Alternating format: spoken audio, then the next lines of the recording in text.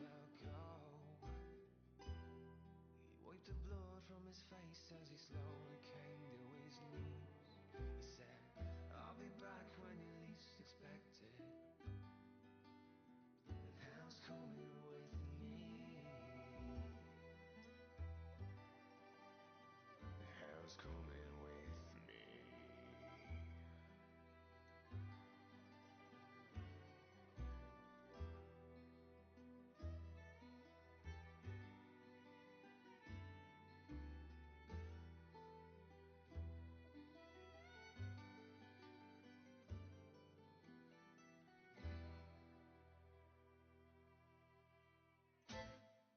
There is a hill at the bottom of the valley where all the poor souls go when they die. And if you listen real closely, you can hear them like a ghost saying you're never gonna make it out alive. There is a town at the bottom of that hill. They got a secret that they keep like safe. They've got a black magic preacher. We do well to let him teach you. You'll be heading up that hill to the grave. And it is well with my soul.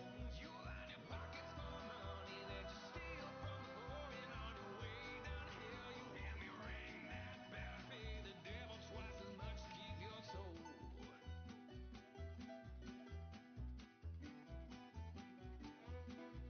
There was a drifter passing through that little valley. See, he had promised he was coming back to town. They didn't know him by his face or by that gun around his waist, but he'd come back to burn that town to the ground. First there was fire, then there was smoke. Then that preacher man was hanging by a rope. And then they all fell to their knees and begged that drifter, begged him please, as he raised his fist before he spoke. I'm the righteous hand of God. I'm the I deep was sea hot over at the same moment for with this one. God. Hello. Don't you one day you will see that I'll be back, I Hi. guarantee. And that hell's coming, hell's coming, hell's coming with me. Can you hear us? Hello, hello. Hi. Hello, hello. No. Oh, it's not using the right thing. Oh. Yeah, they were using my headset and mic. There we go, it switched over.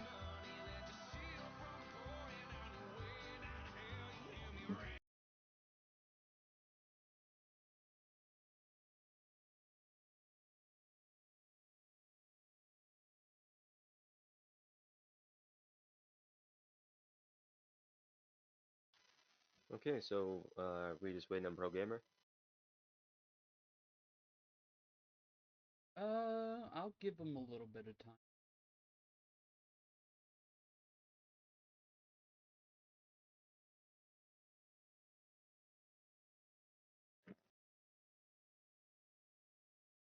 Sean, you're muted, by the way.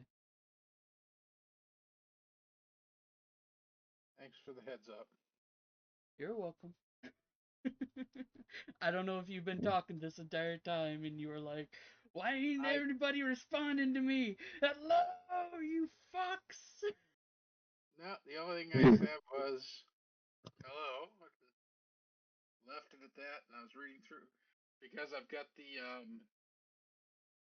book over the Discord window because I'm trying to read it, and I only have so many places I can put things.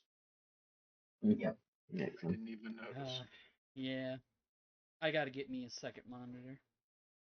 Oh no, I've got two monitors.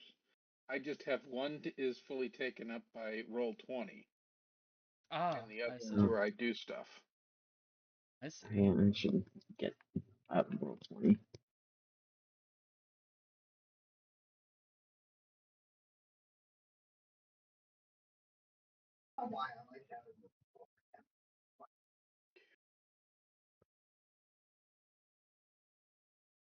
So, how's everybody's day been? All right. Frustrating.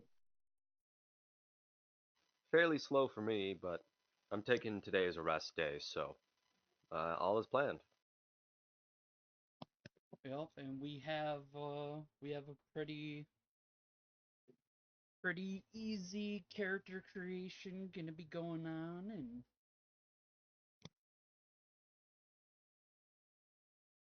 who knows, we might have time left over to actually start the game.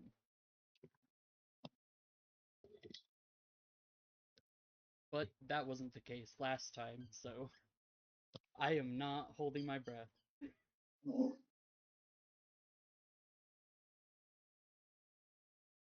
Takes more time.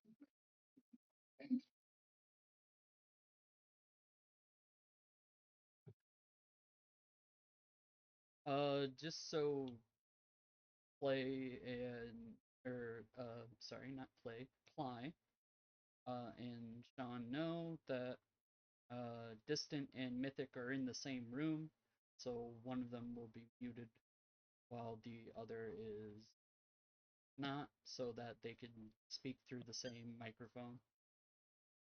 Got it. I Okay. will practice learning the two's voices to differentiate them. I'm always happy to clarify because I understand it, especially at first. But yeah, it is nice when people figure it out. Yeah, better to ask. Yeah, that was my point. And then my puppy wants to say hi. He goes, Roof. Y'all might end up hearing my cat at some point. Very talkative kitty. Yes.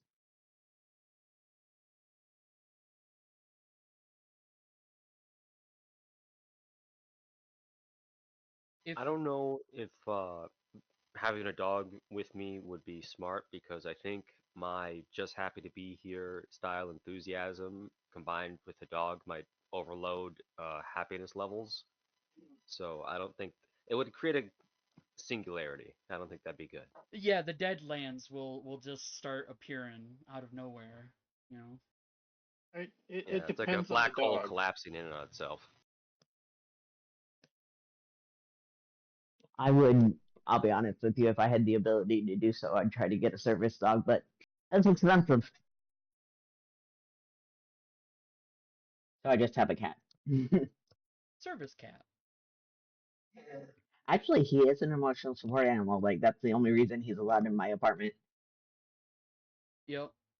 A landlord before tried to like stop me from having my big beluga of a dog, but yeah, no. This is my service animal.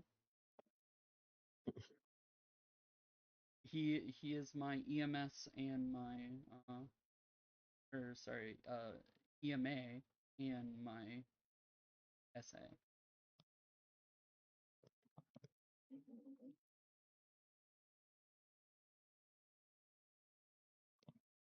He can alert people when I'm having an asthma attack and stuff. That makes sense.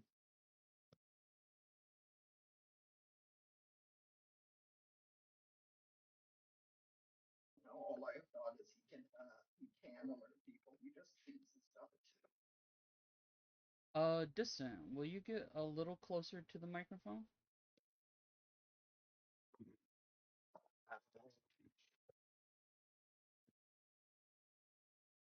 I mean, just Let me check the settings on it. yeah. I mean, you need to check the settings more so because it's trying. You should be able to. Well, the table's closer to my side than it usually is. I don't know, that should be better.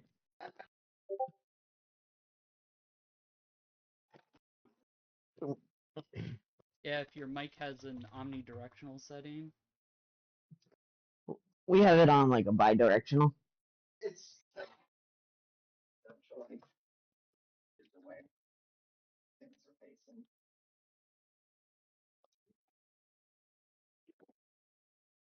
I still really can't hear distant. Yeah. Okay. One. How about now? Kind of, although Better. still really far away.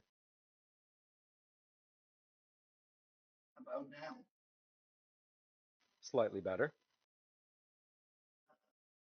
Can you say something then? I never know what to say for that sort of thing. Yeah, Mythic is Yeah. weirdly really loud, but Distant is just. Let me double check. Oh, it fucking switched back to my headphones. Oh! That'll do it. Okay, it should be back. Okay, how about now?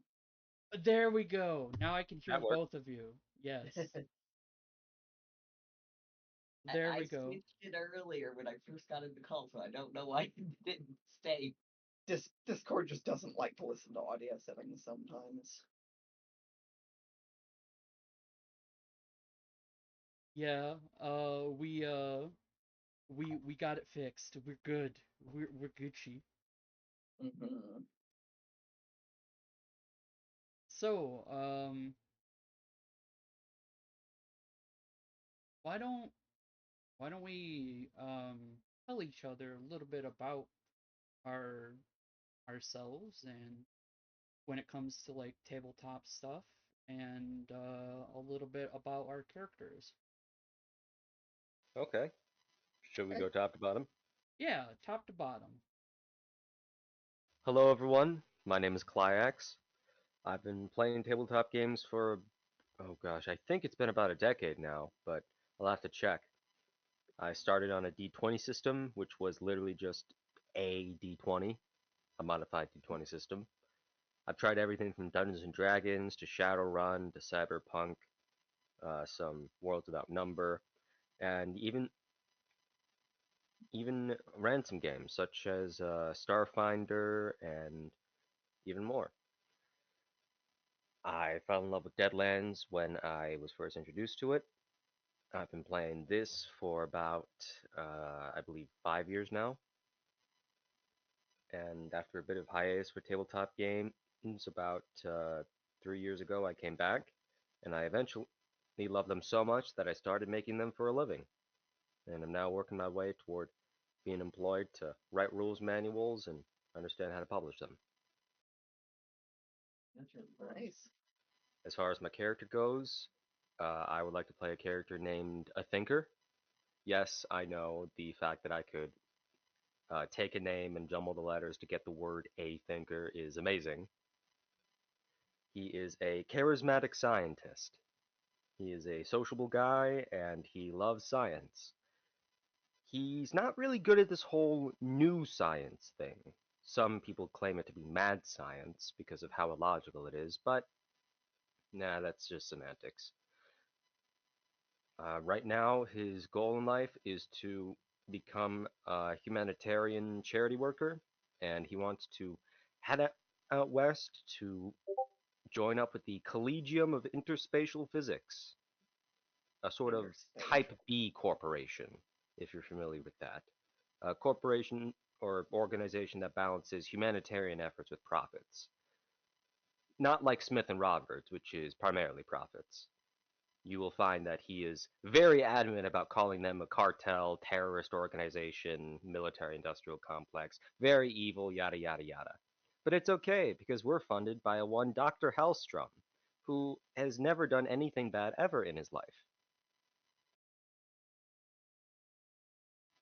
So now he roams the West, trying to help out where he can, trying to be the best person he can be by himself and others, and work on trying to find a balance between his cautiousness and his feeling of self-confidence. Also, he tends to get himself in trouble by dressing up as a Pinkerton. Yeah, but like, it's not That's on more of an purpose. accident thing. Yeah.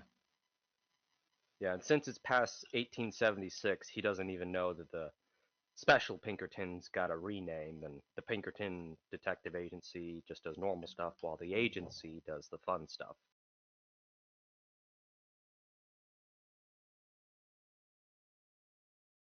Indeed. Oh, Uh, and his scientific specialty are firearms, clockwork, and strings. Strings he's just playing around with. I'm not sure what to do with them, but it's something else I thought I'd bring in. So yes, clockwork and firearms. Much safer than those dangerous ghost rock conventions.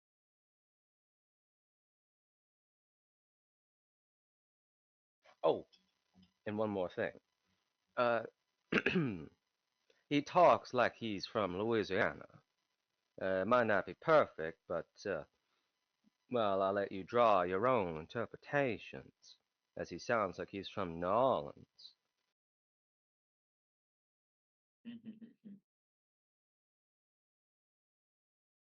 Zombie. Oh, yes. Very, very interesting voodoo things if you are interested in that in this game. Lots of fun stuff. That's it. I'm the surprise. Oh. So that's me. How about you, Distant? I've been playing TTRPGs for probably 17 years now. All sorts of different games. Kind of got a start on Exalted actually, then ended up moving more into 3.5 and Pathfinder that vein, but played all sorts of different systems at this point. Played and run all sorts of different systems. I've been in several of those games. Unsurprisingly. At this point, my character concept, uh, uh, kind of the thing I was really excited to play, the game itself didn't seem very interested in letting me make that type of character, so I've had to just cobble together something else at the last minute. So the Not my that we original, didn't try. We tried yeah, very hard. we did try, but you know, sometimes sometimes things just don't work out. Uh, so I think at this point I'm going to be playing a sniper type character, longer range, who uses a mechanical eagle or falcon as kind of a spotter. Mm, pretty nice. That's about where I am. Mm. If I may ask, are you treating that as a gizmo or are you treating that as an animal companion? Treating it as an animal companion that needs to be repaired rather Oh, than uh rather than because animal personalities are easy to are very easy to like copy hmm, or automatons at this time. hmm.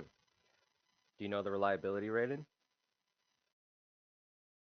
Nope, No, no, I do not not. personally. I was actually gonna ask you why what you thought the reliability rating should be, since you are much more versed in this system than me.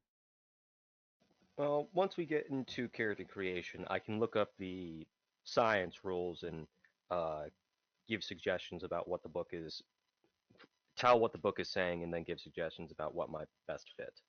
Since you're treating this as an animal companion, that could be very interesting. So I'm not sure how much you specifically would want to do reliability, but we could definitely work it out. I think honestly, like reliability would probably be pretty high. Um, but the more it gets damaged, maybe reliability goes. Oh yes, there are mechanics for that. Oh, good. As in game mechanics for damaged devices. Yeah, But yes, without getting bogged down in specifics, certainly possible. nice. Yeah, but I figured I'd give it the stats of a falcon.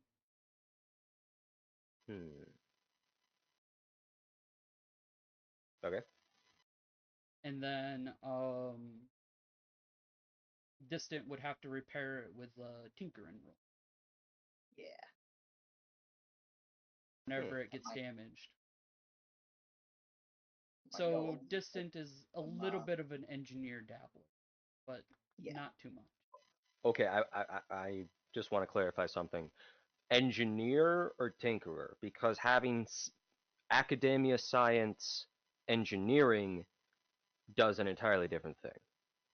So I'm not sure if you mean anything specific by that. Tinkering is just building things in the conventional sciences. Yeah, it's more so Tinkerin than it is. When we actually sit down and make the characters, I will be suggesting Distant that you take more tinkering than knowledge in order to fix your bird. All right. It's for me. But yeah, Distant is more so a tinkerer than a true like engineer. Alrighty.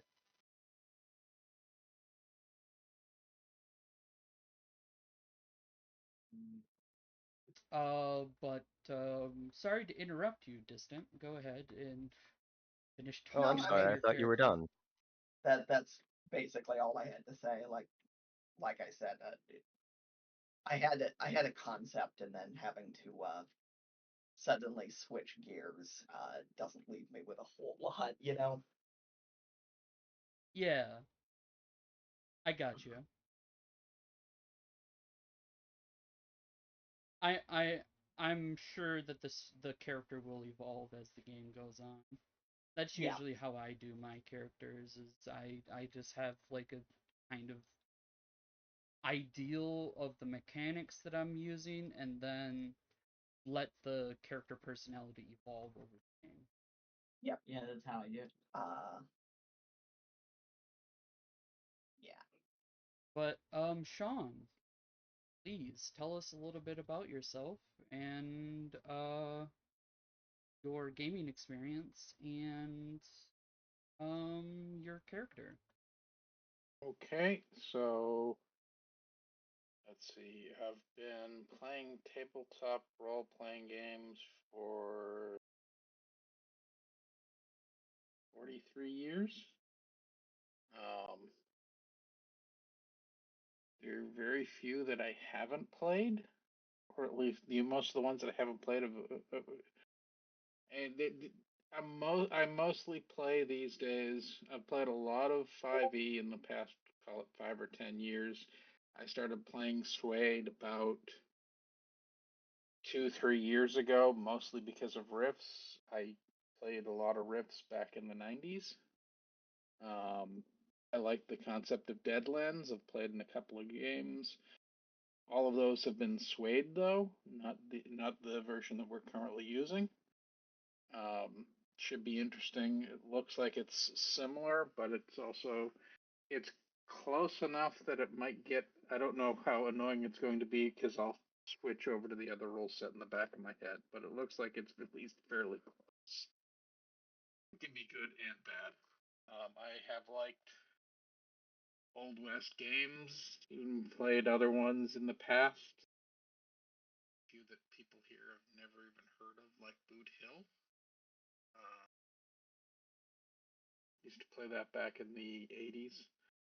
Um, Character I'm thinking of playing. I'm not 100% sure. It really depends on what cards I draw and how I can make it. But I'm thinking of playing a elderly doctor who will be from Garland's, but I'm not going to try to do the accent because I do them terribly. Oh, that'll be interesting. What? I just said that'll be interesting. Where your Yeah, character's from. yeah. His name is Boudreaux Jacques Leblanc, but everyone just calls him Doc Bo. And he is in addition to being a good medical doctor, if I'm basing off of a Suede character that I played for not a one shot, but about a 4-shot.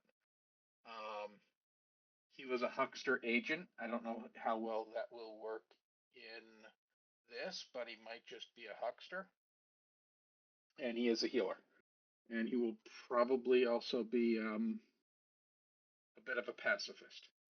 So all of his spells will be non-lethal.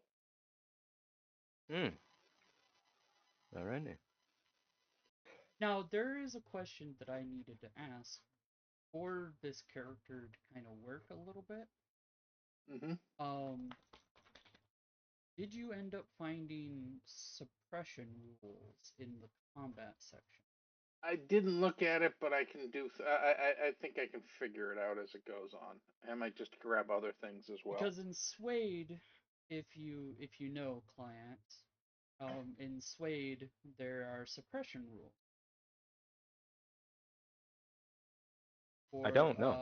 For combat. Oh, you don't know?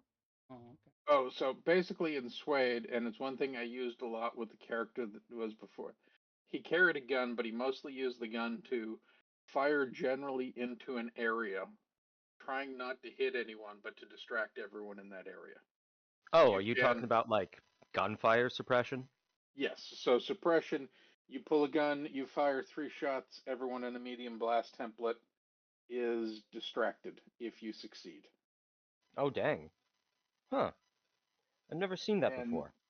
Though I have seen in other order to non-lethal actually methods. hit someone, you need to get a raise. And if you get the raise, it doesn't do raise damage, it just hits them normally. But it's an easy way of just dropping an area and you're basically just making people duck. Huh. Okay. Wonder if there'd be a way to work with the vamoosing rules with that. But anyway, if I may ask, Sean, so when you said your character was an agent, are you talking about specifically the agency or the Texas Rangers? No, so the character that I'm basing this off of, I got the edge for being part of the Pinkerton agency. Ooh, in New Orleans, were you a spy? No, he's out west. He's a former Civil War doctor who's sick of all of the blood and everything else. And when I say elderly, he's like in his. I took the elderly hindrance with that character, and I Ooh, probably will ooh. with this. So he's like in his late 60s and has decided just to leave that section behind after the war and everything else. Huh. Is there a reason he chose the agency over his native Rangers? The agency, well, Rangers, at least in Suede, are much more combat focused. Oh, right, I forgot. Agency, In Suede, yeah, the Union one, I forgot about that. So technically the Rangers are part of the agency. well, no, the agency and the Rangers are two separate organizations. They will work together. But Well, the yeah, but Rangers are much more like a frontier marshals. They're not the marshals, but they're kind of a marshal service. As opposed to the agency is, um, Yeah, they changed a lot of stuff from classic to Suede with Deadlands and I haven't seen, lore. the agency is much more of detective and soft power. And what you right. get works much better into that. Whereas the Rangers, because I've played characters that are Rangers in Suede, you are much more open. To give you an Very idea, true. until like the third game, the other players who I was playing with didn't realize I was part of the agency because I just kept that part secret. Makes sense. The reason I ask is in Classic, since the North and the South are still fighting, if you were born in the South and you try and join the agency or vice versa, there might be some espionage or politics getting involved. There, So I was there just could curious be, about though. that. I don't know how they're running it. Let's face it, New Orleans was much more of a northern city located in the south than it was a southern city. Yeah. So I was just curious about that. Cool, cool. Yeah. And you're not sure if you're going to do that part again in this game. You're not I the same. don't know, and until I see what cards, because I can't really create a character until I see what I'm going to be creating it with, Mm-hmm. I might have to swap. It really depends on, I'm going down the path of Huckster.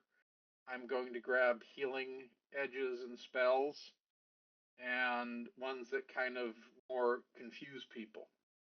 But I'm not trying to, it's a different path, if you will. Alrighty. So in some ways, until I see what cards I get, I don't know if I can go down that path because I've got to see how I'm going to build it, and I've never built a character in this system.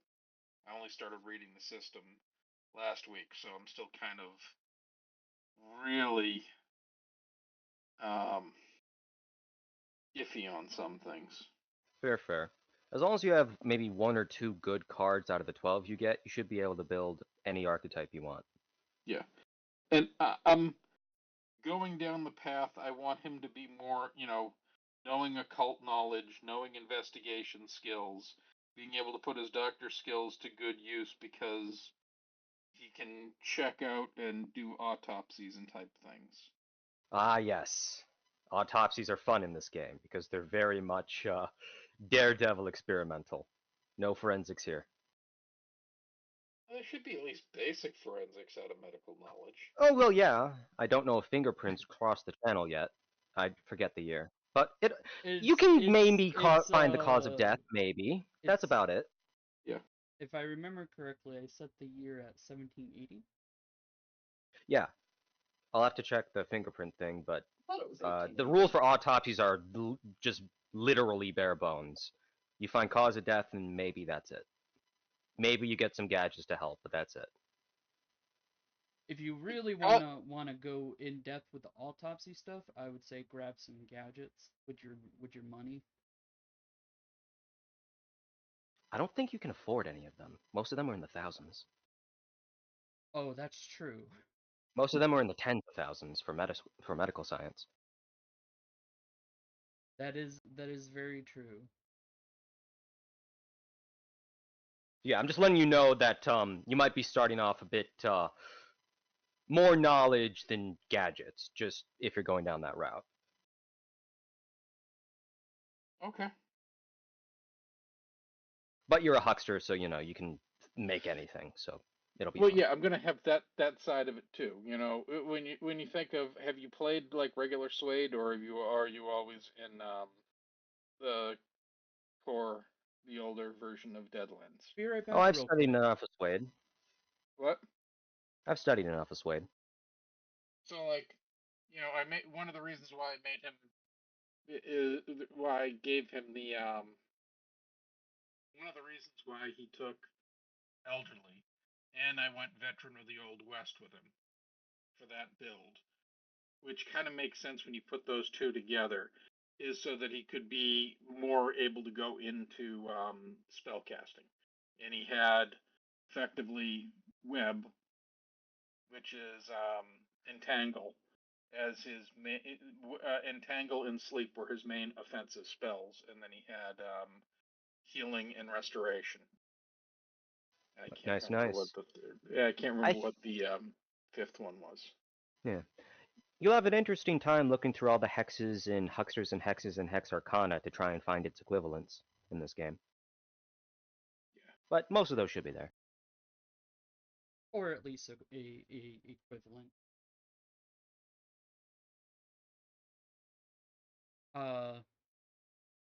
But Cool. I mean, to give you an idea, this was the. See if I can drag it. I think I've given Pro Gamer enough time. So I think we're going to get started with character creation. I Right, didn't this go with my is- stuff. No, you didn't. Yeah, you forgot Mythical. Oh no! I'm so sorry. Go ahead, Mythic. So I have so I've actually been playing games since maybe 13, 14 years. I'm not sure. I started in college. I've played a bunch of different things. Pathfinder's the majority of my experience, but I've also done like Queen's Masterminds, D&D. First game was D&D actually. 3.5.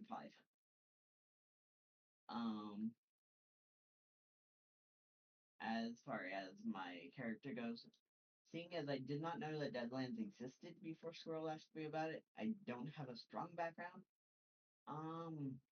Short is fairly well off. He likes hunting a lot. Is a werewolf, and his interest in hunting led him into becoming a bounty hunter. Bounty hunting werewolf. That's an ally. I'm not sure if I will do a voice for him. He does speak like southern or sort of rural speak. We'll see. What happened? That's basically all I have, I think. Oh, I do have some art. I should post that too, actually.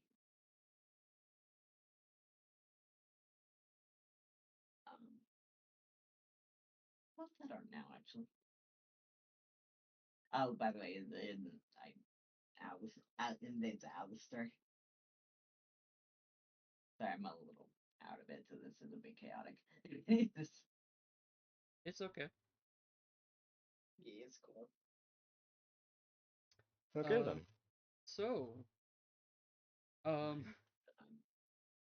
Doc Bo, hey. Yep. There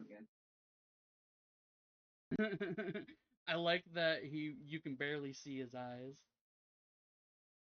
A Oh, very, yeah. If you very click much, on it, it's very full old body. man. He's a very old man, but I actually have, if I can go through it from the last time, he has 2 full sets of clothes because he basically travels around with a tuxedo for evening wear. Excellent. I do the Considering same that thing. That is very smart. he is from the old South, so he expects to dress for dinner.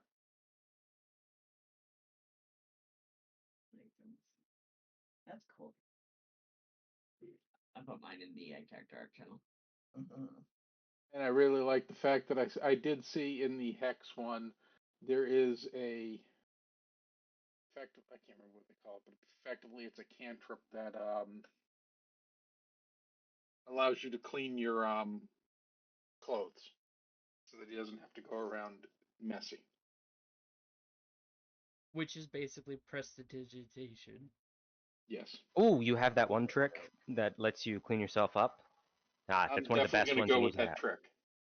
Yes, that is one of the best tricks every huckster should know.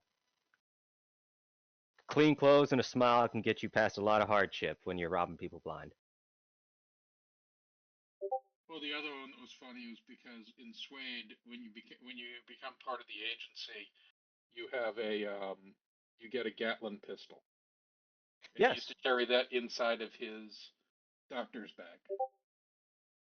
Nice, nice. And the one that kind of surprised people was the only time he took it out was when there were a group of zombies, because even though he's a pacifist, he really doesn't like the undead because that's just not natural. Excellent. I love it, I love it. But This game that will be different because I'm probably going to be playing a vampire. Yes. Also, could you put that in character art and tokens? Just so that way I can come back and see it whenever I need to. If your character just hates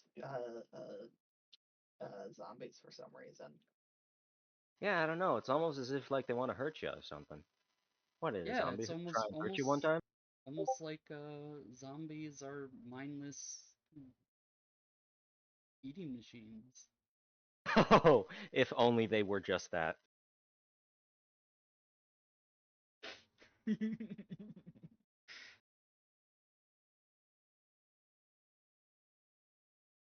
can go ahead and make a proper token for Alistair too.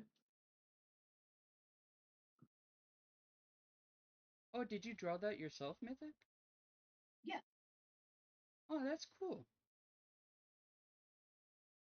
Did a very good job. Thank you. I actually finished the werewolves like 2 days ago. The werewolf form 2 days ago. I've been meaning to draw it for a while, but you know.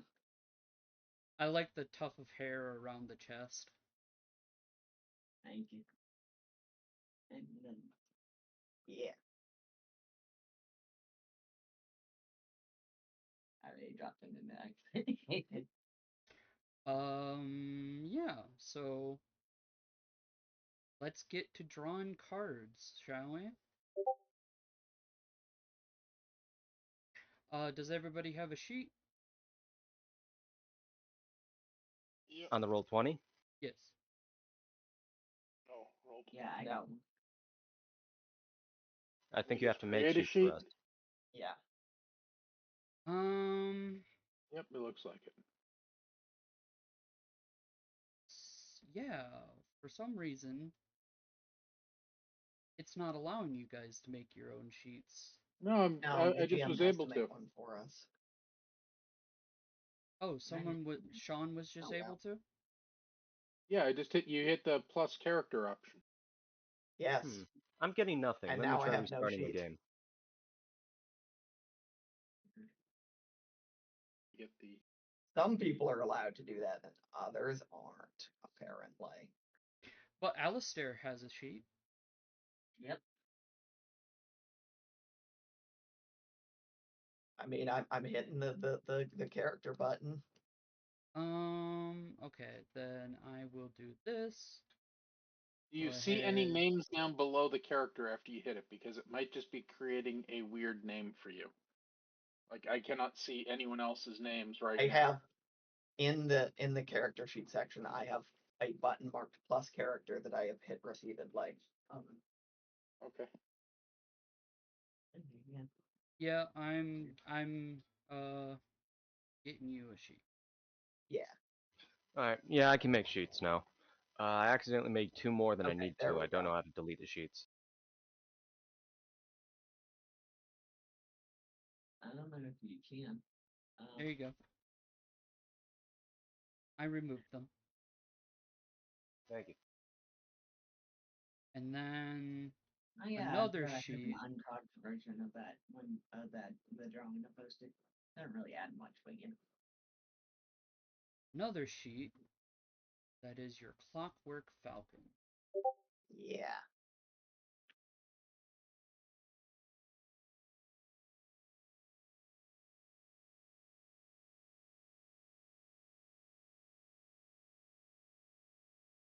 Which, since it's Clockworks, possibly Clax can even do things with. Assuming, of course, it is in fact a gizmo and not something extra special than a gizmo. I'm This just not sure what you guys are planning. a level 1 is probably just a gizmo. Okay, I was just asking, is like, if we're making this a sapient creature, or even just a sentient animal with a soul or something, this could get really off the deep Basically, end. I wanted an animal companion that wasn't going to die after like 2 shots. That's it. That's all Well, I'm there are thinking. plenty of ways you can do that without having to resort to a gizmo, but I'm not sure how much fun the marshal is willing to let you have. I mean, I don't really know the rules, so I don't have enough. It basically what I'm doing is it is treated as a gizmo, but it's basically an animal companion. Okay. Because if there was like a soul in there, I'm just letting you know that even as a mad scientist, that would be really difficult to do anything with. Yeah, Even as no, someone who knows the meta, it is that a would be really machine. difficult to do anything with. Okay, Yeah, that is doable. That is something that can be done. it is a machine in the shape of a falcon. Yeah. Okay, it'd be difficult, but not that difficult. Falcon's just kind of here to help me point out enemies and shoot over longer distances, you know? Excellent, High in excellent. the sky. Yeah. And also it's an advanced scout for the party. That will help with my potential lack of cognition. We will see. Oh god. Sorry. Sorry. Oh shit. I accidentally closed my virtual keyboard. Oh no. God, I hope that keyboard comes quick. Did oh no? Did the virtual oh god? I'm using virtual keyboard since I don't have a functional one, and I accidentally closed it. Can you get it back up?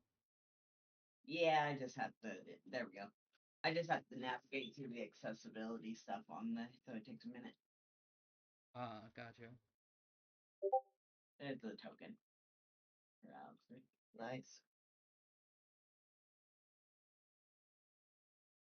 All right. So how are we drawing cards? I know you said that we have an external program. I see a thing. Will we each be using that for ourselves, each respectively? Yeah. So what I'm gonna do is I'm going to have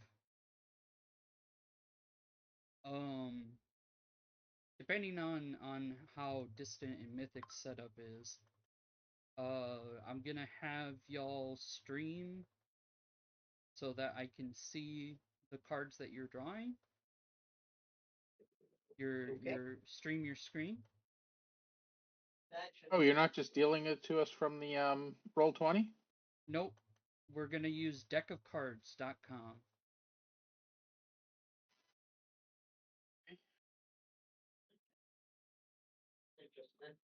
And the other question I had is, as this is a random, is this a do twice and pick which one you want, or just do once and you're stuck with what you got?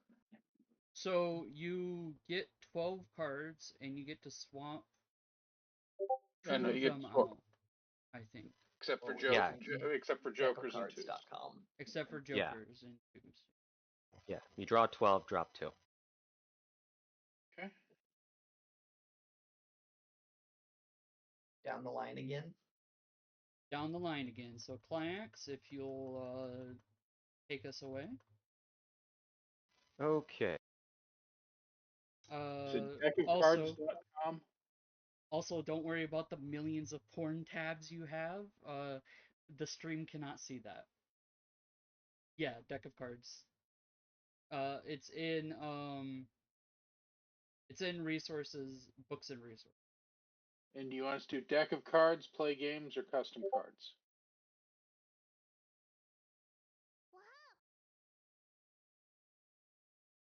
So as soon as you pull it up, it should have a deck of cards just show up for you. Yep. No, it's got 3 options. It's got deck of cards, play game, or custom cards. I'm assuming I from deck of assumed cards. one play game. That's what I did. Yes, I am very paranoid. Even though I have separate windows for everything, I'm always paranoid if I'm streaming, so I just make a new window anyway. I have the map up there because I want to transfer all my Deadlands stuff into this, but it's all right. Okay, so all right. You know, if we Hit all shuffle first. Yep. Yes. if we were all vampires, you missed a trick. This could have been Undead Lands. I don't understand. What? If we were all vampires, we could have Which was named it during- Undead Lands. Well, hey, I mean, I could get a Joker and then another Joker, and then we're all gonna be undead. I mean, I'm a werewolf. And we're supposed to be something. Oh, I'm something, all right. I'm very special. I mean, I am just so charming. Hooray! Ace of Spades! That is arguably the second highest card ever. Some would argue the third. Hey! Ace of Hearts! 2 of Spades. That's the best 2 you can get. Whoa! The rich get richer. Aw, I'm just a basic normal person. Boo. Eh, well. All right. So, let's go over what exactly you pulled from the deck here. Yes, I need to open the... Book. I have a screenshot of the table just so that way I can... Ooh, do you mind posting that into books and resources? I do not mind at all. Let me... Okay, art, tables. There are a bunch of tables. Okay, I have the trait descriptions and the card correlation. Here we go. Alright, so I'll just post both. blah blah blah. Here we go. Books and resources. Yeah, I've helped people make characters in this game so many times that I just decided to make screenshots just to instantly show them, like, okay, if you can't find it, just it's right here. Here it is. Right on. So as you can see from the table, aces are really, really, really good. Some argue that jokers are the best. Others argue jokers are the worst. It all depends on your point of view. I got 3 aces. The top 3, the spade, heart, and diamonds. So cards ace on the value and the suit. The value, the numbers, and the face cards and the ace determine your trait die, d4, d6, etc. The suit determines how many of those dice you get. Spades are the best, followed by hearts, followed by diamonds, followed by clubs. What that means is that some cards you'd have to really know the odds to know which ones to drop. For instance, is a 3d6 better or a 2d8? I'll let you know that I played this game so much I've done the math for that specific example. A 2d8 is better, just overall. Of course, it's... Well, so, looking at my 12, which ones can I drop? I could drop the aces if I hate myself, but I'm going to keep my aces because I'm not insane yet. I can't drop the 2, but hey, a 4d4 is actually pretty good. Not gonna lie. Even though a d6 is average for a person, getting 4d4s kind of evens it out. So, which ones do I keep? Okay, so let's see. All the aces I'm keeping, so that'll be 3 right there. I have to keep the 2, that's 4. I need to keep 10, and I have 12. So which ones do I drop? I typically recommend going for either clubs or diamonds and number cards. If you look at the table, you'll see that clubs is a level 1. It only gives you 1 die. And for the numbers, 3 through 8 only gives you a d6. So you typically want to drop a 3 through 8 of clubs, if you can. If you get something really weird, like a king of clubs, I'd recommend keeping it. Because even though it's only 1d10, it is a lot easier to upgrade the amount of dice than the die type. So keep the d10s and the d8s, drop the d6s. If you can. Yes, if you have them, definitely. So here, this 4 clubs, it's a 4, which means it's only a suit level 1, and a clubs and a 4 is a d6. A d6 is human average. So you can still do some pretty good stuff if you're stuck with a bunch of low value clubs. It's just that, you know, why keep them if you can get something better? Like you see this 3 of diamonds? This 3 of diamonds, even though it's a lower value, it's the same range of numbers, so you still get a d6 either way, but the suit is a diamond, so you get 2 of them, not just 1, according to the table. So you want to keep the 3 and drop the 4. And I would actually do the same exact thing with the, yeah, you know what? I'll drop the 3 of clubs too. It doesn't change anything. I could literally drop these 2, these 2, these 2. It doesn't matter. They're all the same, basically. I'm just going to keep the 5 because it's higher and it makes my brain feel good. Then we Humans got do the like 3 numbers that big. diamonds, the 6 of diamonds, the 10 of diamonds, 9, 9, 10, and jack gets a higher die type, so you definitely want to keep those. And then the 10 of hearts and the 9 of spades. Let's see, 1, 2, 3, 4, 5. 1, 2, 3, 4, 5. Okay. So this is what I'm ending up with. I get 4d12, 3d12, 2d12, really, really, really good. 44. Let's see.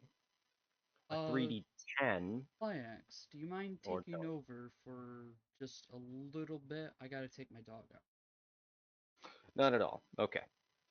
So, We got our aces, and according to the table, 9 through jack are d8s. So I don't have any face cards, unfortunately, but I have 3 aces. So I'm a bit closer to the extremes. So 10s, 9s, and jacks, they're all the same.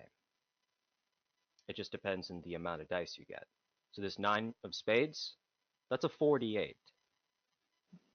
This 10 of hearts is only a 3d8, and then a 2d8.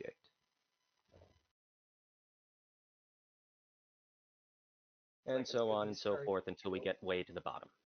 Right.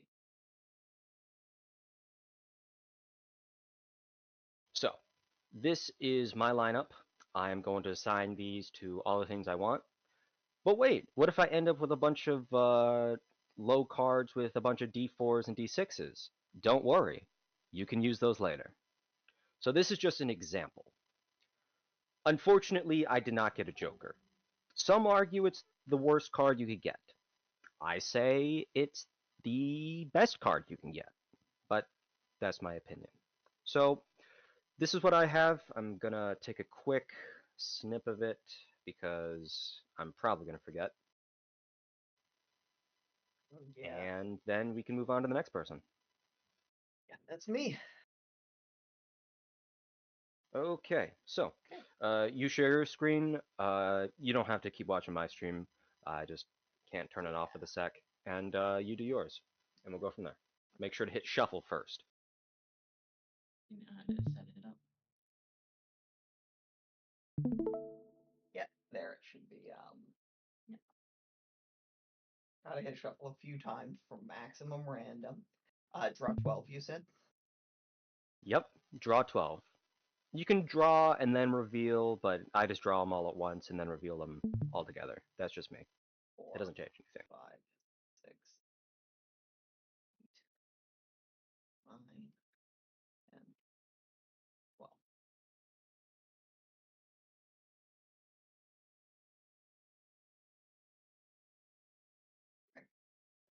Um,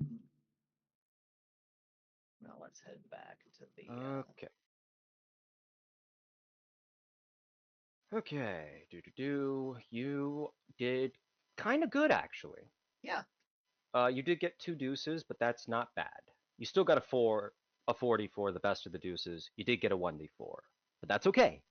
Remember, the lower values you get, the easier to upgrade them. So even if you start unlucky, you're going to average toward the medium as the game goes on. So don't panic. So, which ones do you keep? First, get rid of the 2s. First keep the 2s. Like, put them to the side. You have to keep them.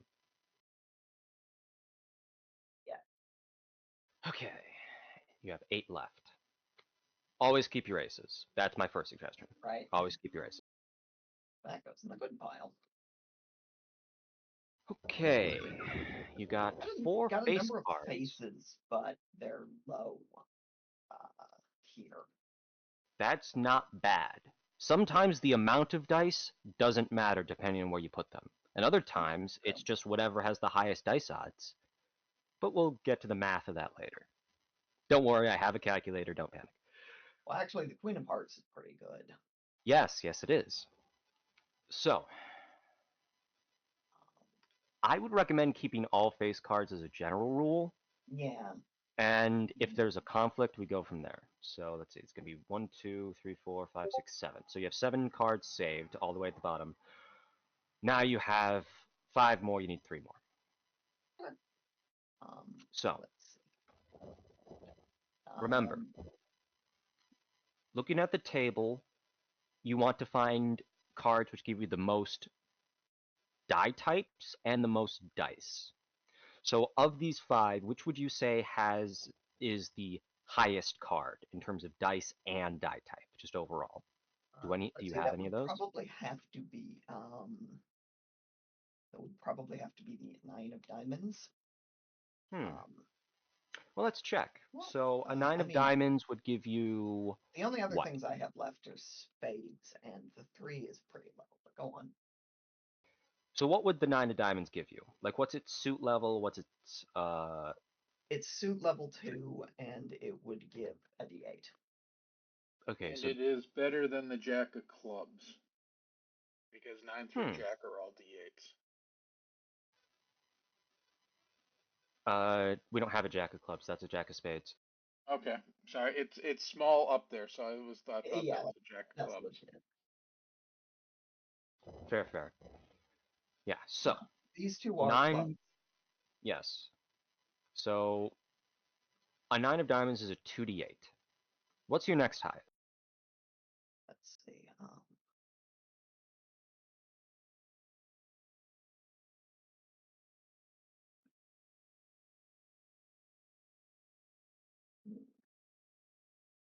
Quick math.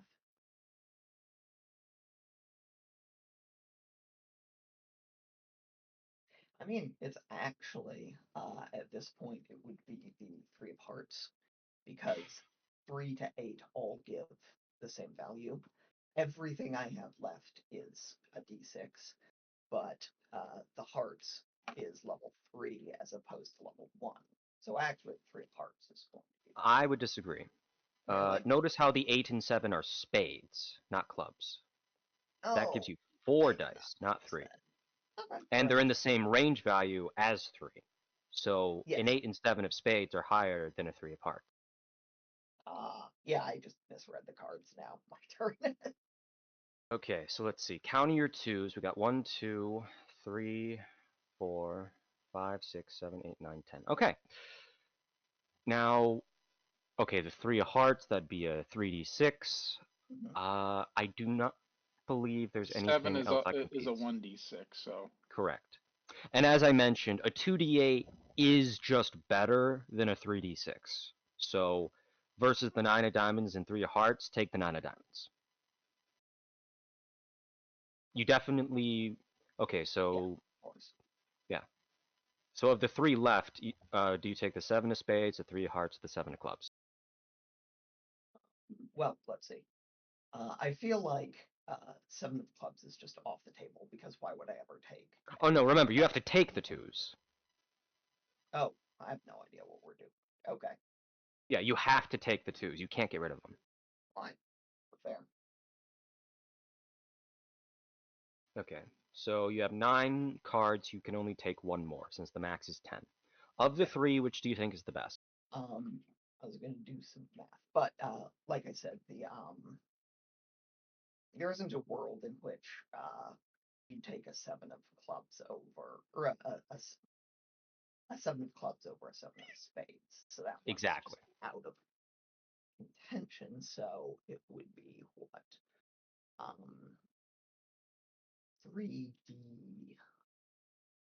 3d6. Well, I mean, a 3 and a 8 are both d6, so would I rather have 3d6 or 2d6? I mean, one of these is just objectively better. the spade is No, better than the heart. that's right. Why? Because A Because spade gives you 4. a spade gives you 4. Spade gives you Yeah. 4. Oh, whoops. I'm apparently just not capable of. It follows the same suit order as bridge. A game I have never played and do not know the rules for. Okay. Yes. And even though you have clubs for face cards, a queen and a king are still d10s. I still think you should keep them, because you will see why later. Higher die types are usually better than overall dice odds, as long as you have a good mix. Some things you'll need just higher dice odds on, but most of the time you just want higher die type. And you have a pretty good spread with your 10, so losing that 3d6 is not that big a deal. And you got some pretty good above average cards, balanced out with those 2 deuces. Mm-hmm.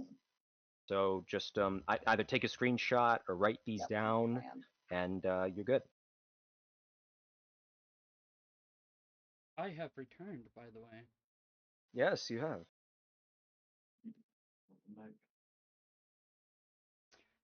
So, that leads us to Sean. Yep.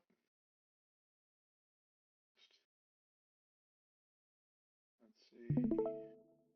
That's streaming for you guys? Let's see. Yes, it is. So don't forget to click shuffle. Shuffle up and deal. 1, 2, 3,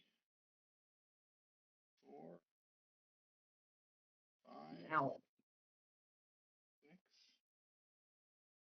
7, 8, 9,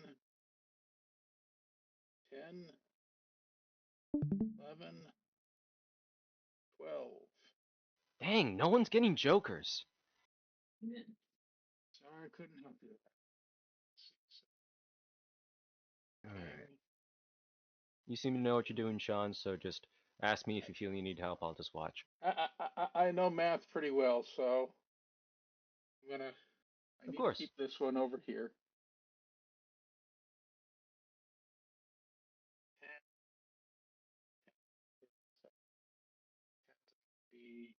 9's definite. Let's see. 5's out.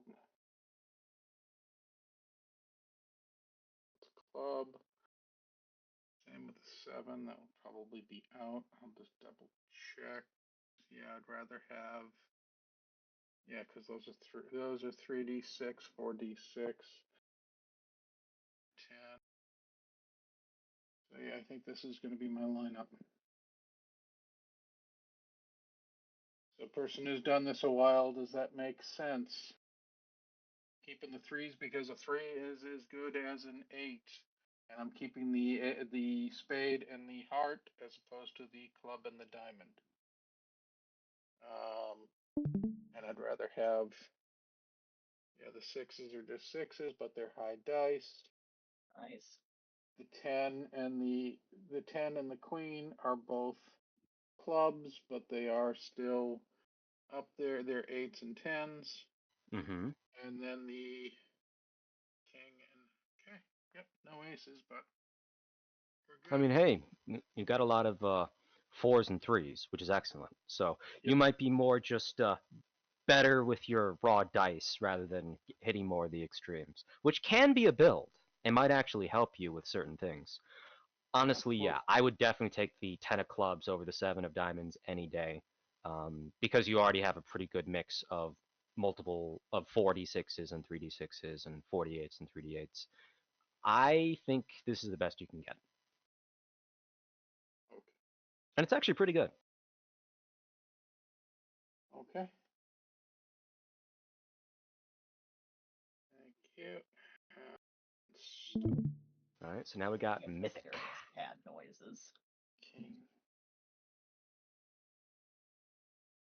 Mythic, it is your turn. There we go. Apparently, I've actually streamed a fair bit, so I already know how to do that.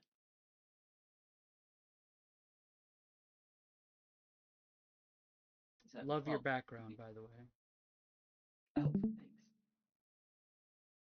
That's actually really nice. I think I've seen that before.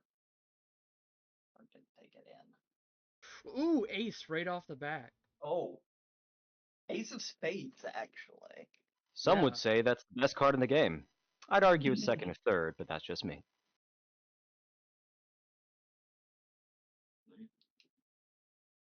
Watch, Mythic is gonna pull the Joker. I mean, odds are Mythic will, since no one else did so far. The odds of it happening once are pretty high. Yeah, but the odds of any one person pulling the Joker is the same as any other given. True, but the odds of at Well, least right. one of us getting it has to Yeah, happen, right. is likely to happen.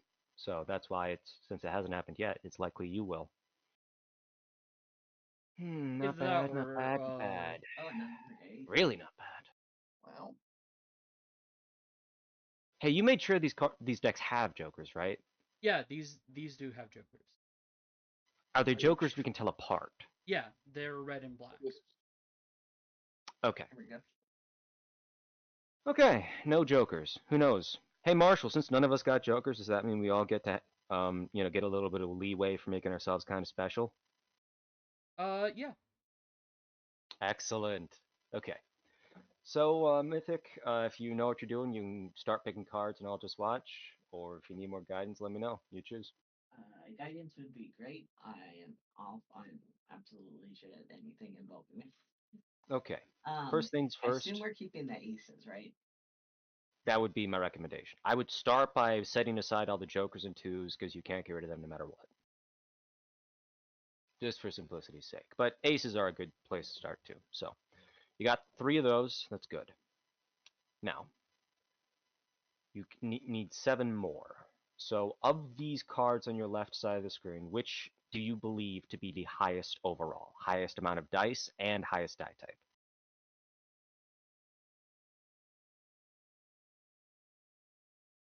So the number on the card is just how many dice you get, right? Yes. No. It Oh. it relates to a range on a table that tells you actually that determines the die type. The suit determines the amount of dice. Yeah, that's what I was trying to ask. So I would think that like this 10 would be pretty good fun. I would disagree. If you look at the table, you see that a 9, a 10, and a jack are all in the same range. They give you a D8. So a 9 and a 10 are treated as the same die type. So what's the difference between a 9 of spades and a 10 of hearts? What's different about them? Oh yeah, okay, yeah, the hurt. Oh yeah, the spades is more. Okay, That's right. but yeah, that's Spades gives you 4 dice, a hearts gives you 3. yeah. So, Okay.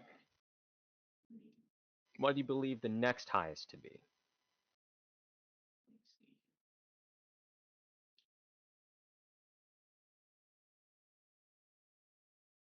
Or the next 2 if you aren't sure about like a tie or different things happening.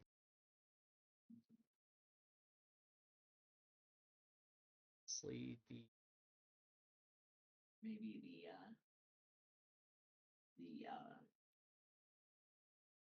I don't know if the 9 isn't close.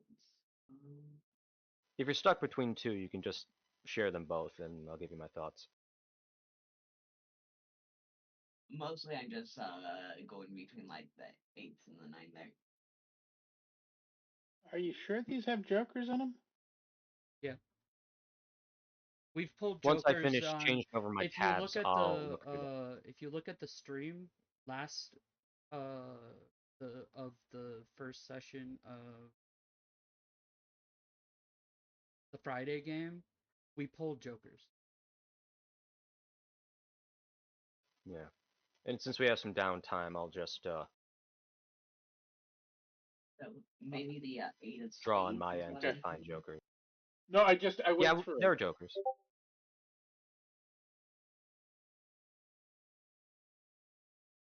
I needed to draw another 20 cards to get to my first joker. Yeah, I had like another 1, 2, 3, 4, 5, 6, 7, 8, 9. I had like another 9. Okay, that Just odd statistics. I know. Hey, don't worry about it. I have a calculator if you're stuck. So just tell me the highest 2 next that you think. I was thinking maybe the ace of the spades, maybe the 8 of spades. I'm not sure if Okay. that would be better than the 10 of hearts or not. Okay, so the 10 of hearts is a 3d8. 3 because it's hearts, d8 because it's a 10. 8 is a 8 of spades is a 4d6.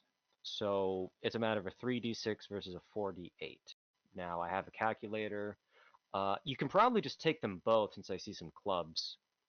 But Yeah. since we're checking anyway, I may as well see what the difference is on my calculator, which I can share. It's a dice calculator specifically for Deadlands odds. I use it all the time. It is so good. That seems like it could be pretty useful to have in the resource. Mm-hmm. Yeah, I stole this from some Reddit post. Some person made it in a spreadsheet. Nice. Okay, so I'm just going to put the target number to a standard 5, so a 3d8. We had actually, I think, 2 people draw jokers in the Friday game. So that's interesting.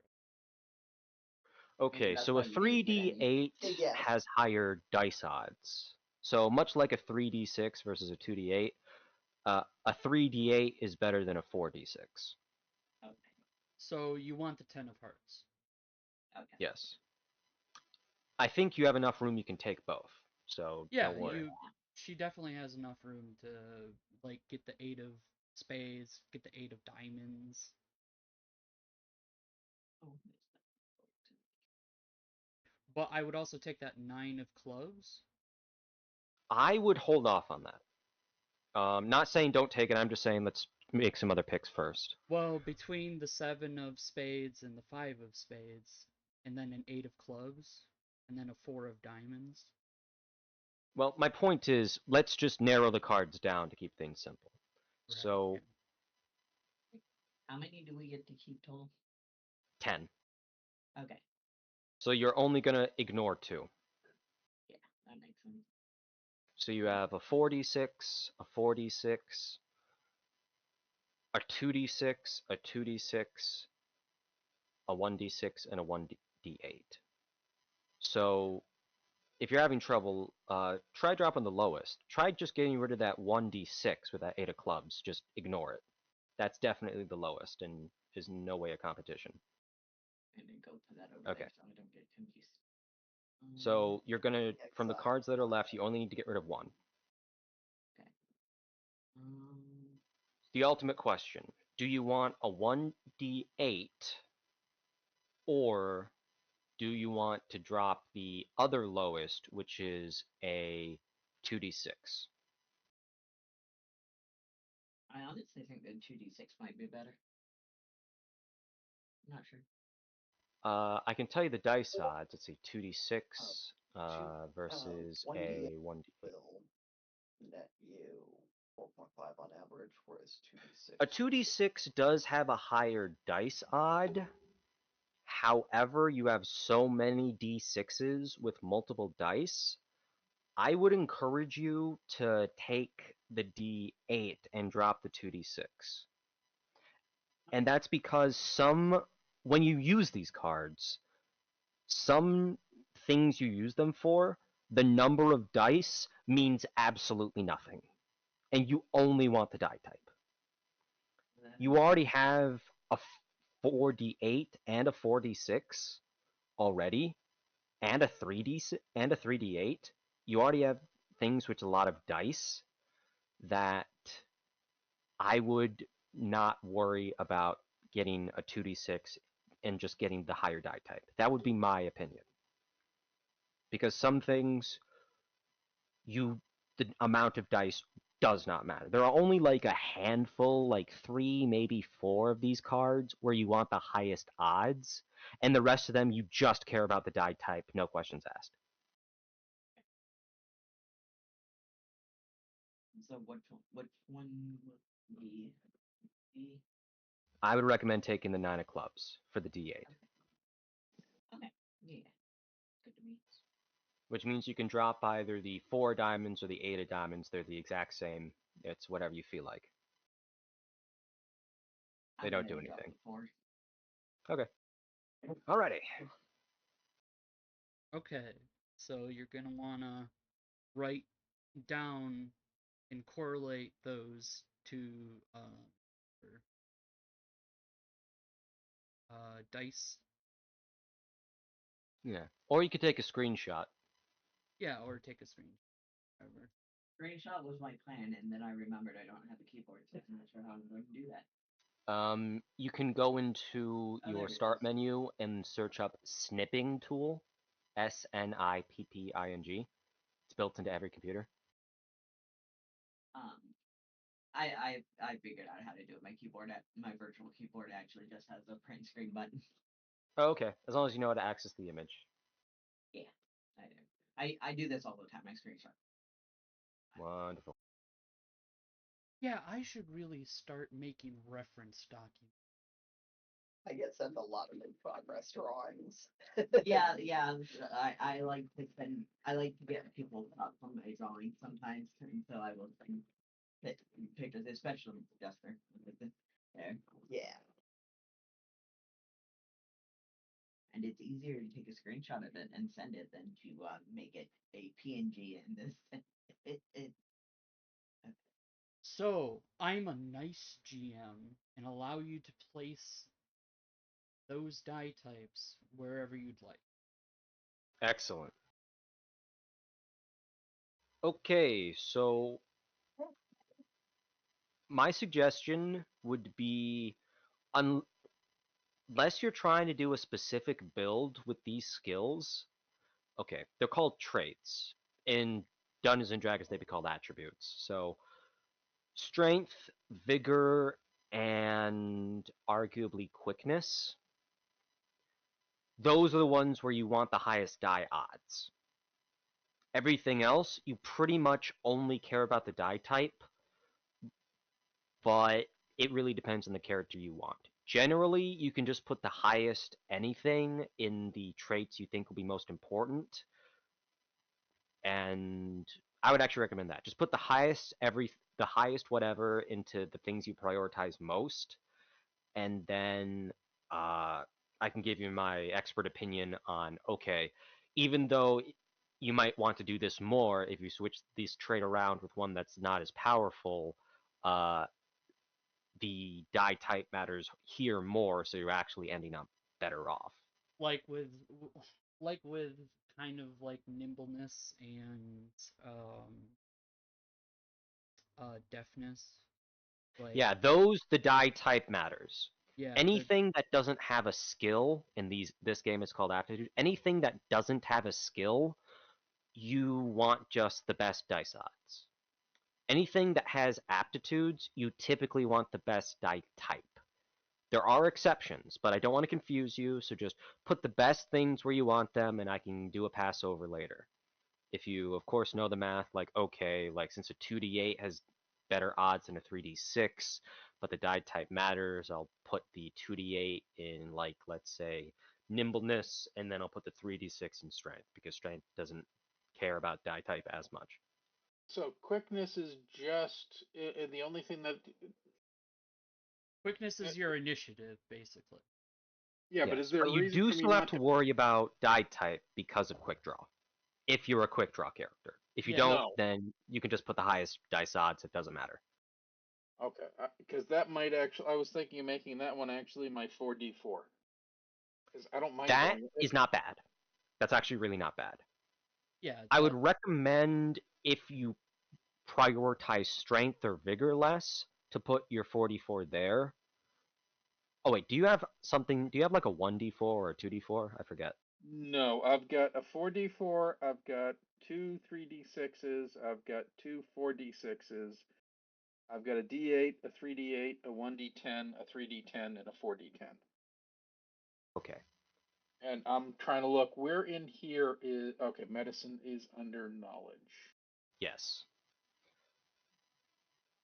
and is that Yeah. also where are the if I'm hexing is that's under what spirit or smarts normally? Okay, hex slinging is Not interesting. hex slinging. I'm or not as in like a gunslinger hex, like casting spells type deal. Yeah, in this game, to differentiate them, they say hex slingers are just hucksters, and the shootists, which are Yep. typically associated with the rangers, but not always. We call them shootists. Those are the ones where the hexes are you're just shooting your gun with magic. We call them I'm shootists, going down the path of huckster. and that's fine.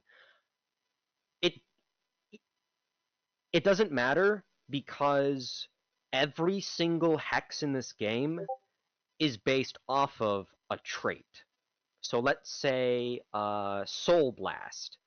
That's based off of your spirit die type. But your number of dice in spirit doesn't matter.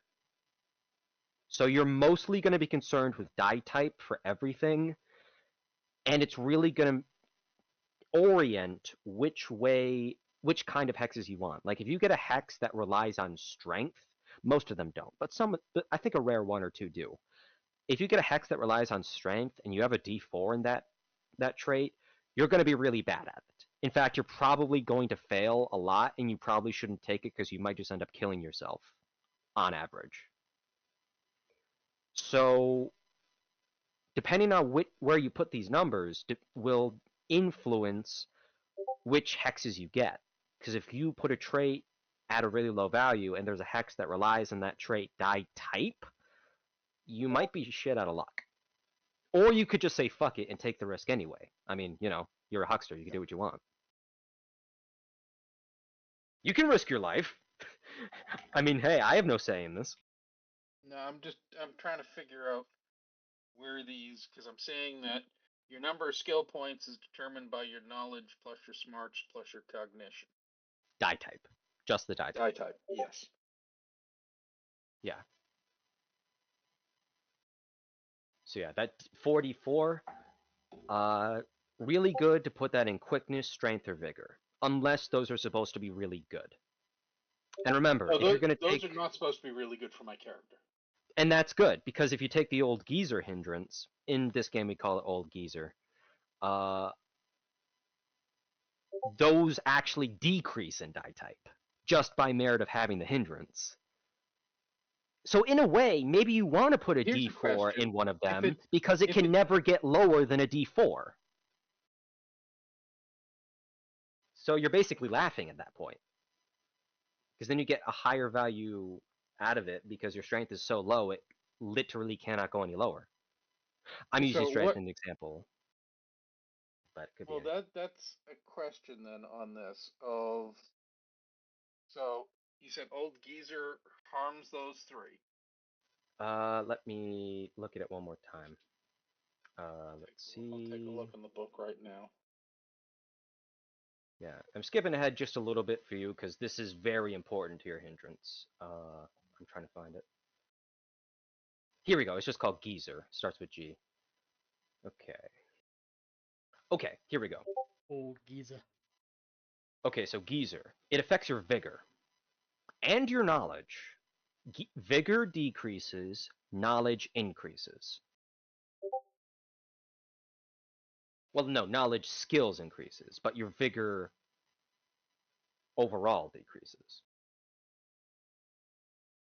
So you might want to put that D4 into your vigor. That's what I was thinking. If you want like a low constitution, which would be very funny, a doctor that has low constitution. And remember, I'm going to give you armor and elixirs and things which will make you immortal anyway, so it doesn't matter. Or maybe it does. It's totally your choice. Also, probably a vampire, so that's also very funny. Yes, vampire actually increases those things. So it balances out. Does it increase them after it gets decreased? Yes. At least that's how I would do it. I would do the hindrance first. If you put a vigor if you put 44 into your vigor and you get Geezer 5, your vigor can't get any lower. Yes. And then you become a vampire, so you get faster and more vigorous. So it's fine. It'll get you to average. It won't make you superhuman, but it'll make you average. Kind of like... No, this character isn't meant to be... I'm trying to figure out where to put... I'll go through on the other. So Geezer... Okay.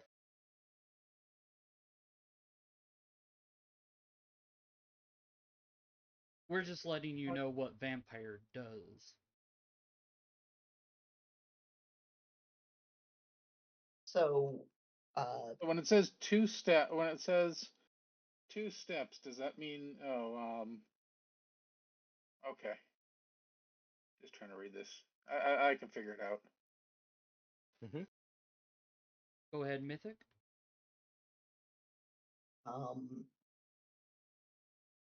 So you only care about the die type in attributes. Was that the thing? Mostly. If it has skills, in this game it's called aptitudes, if they have aptitudes, you want to prioritize die type Okay, gotcha. over dice odds. Yeah, and quick draw isn't really important unless you're going to be a quick draw character. So Very much no. yeah, Yeah. you're going to be a melee character using your werewolf form to Well, that's wreck That, shit. that, So that's that's me, not him. yeah. I'm going to be a long range. oh, my bad. I thought I Yeah, was no- talking to Mythic there. Yeah, I just didn't think correcting you was going to be was necessary, but it's cool. Okay.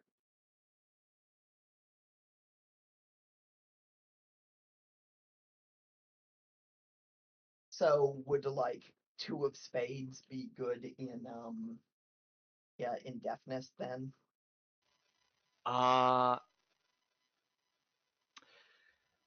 No. Deafness is ones where you only care about the die type. You will very rarely ever care about the dice odds of rolling straight deafness. Yeah, so The reason is because the level of your aptitude determines the amount of dice you get.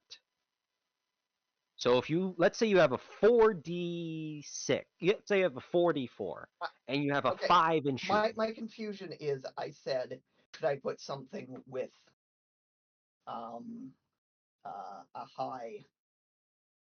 Oh, you only care about The die type. type. Yeah, which is why I was saying. Oh, yeah. Okay, no, I'm reading that exactly backwards. Yeah.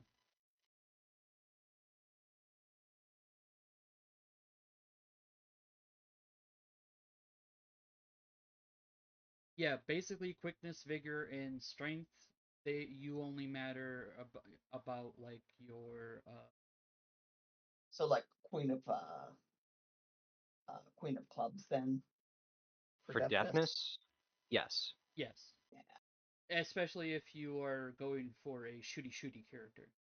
Yes. Yes.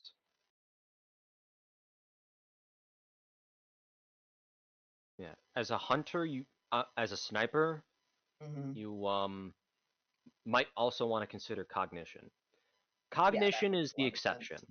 Cognition, you do care about die type, but but the thing about cognition is there's no passive perception aptitude.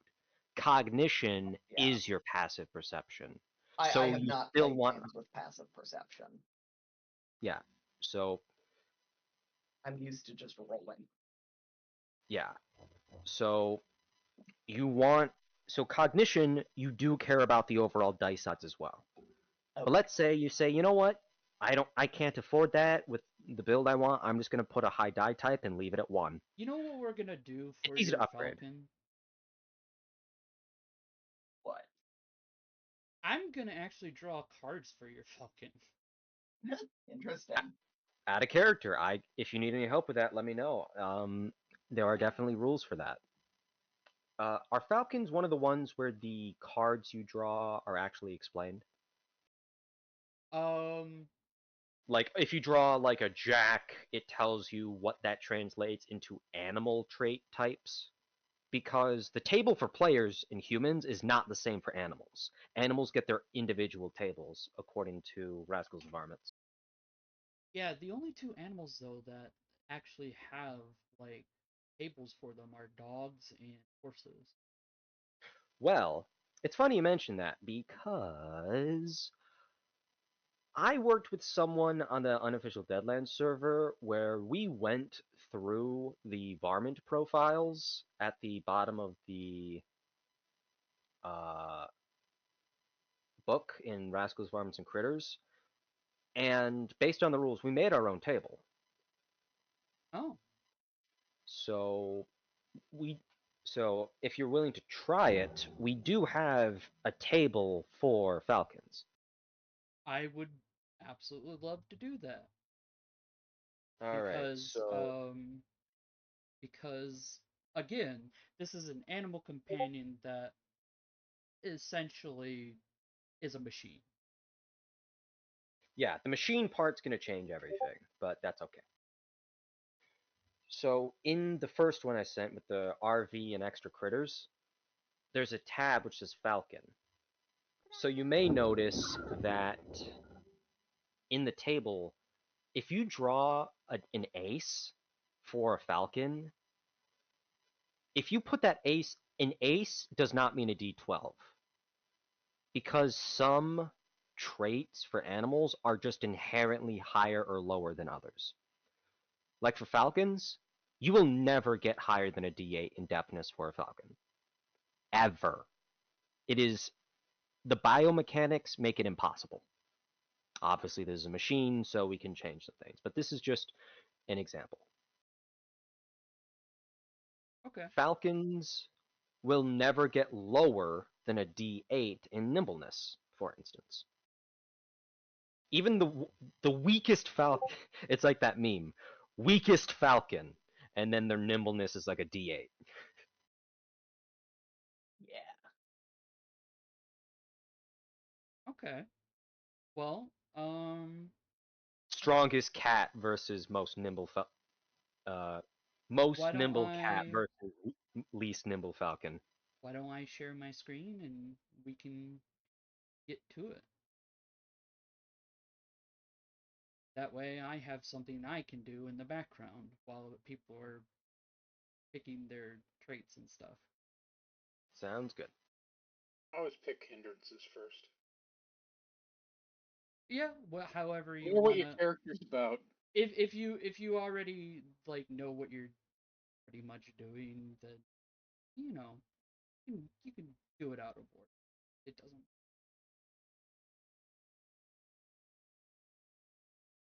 I found a lot of games. You kind of need to do everything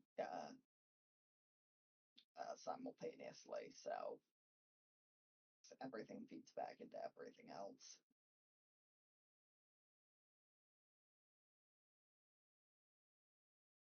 I generally follow the building in actual book how they have it set up, just I mean, very because legit.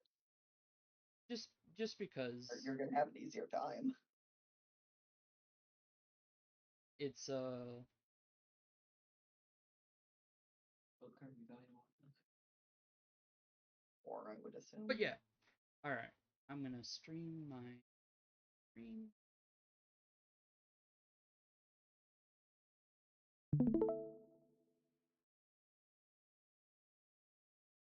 Go ahead and shuffle. And I still draw 12 cards, discard 2, right?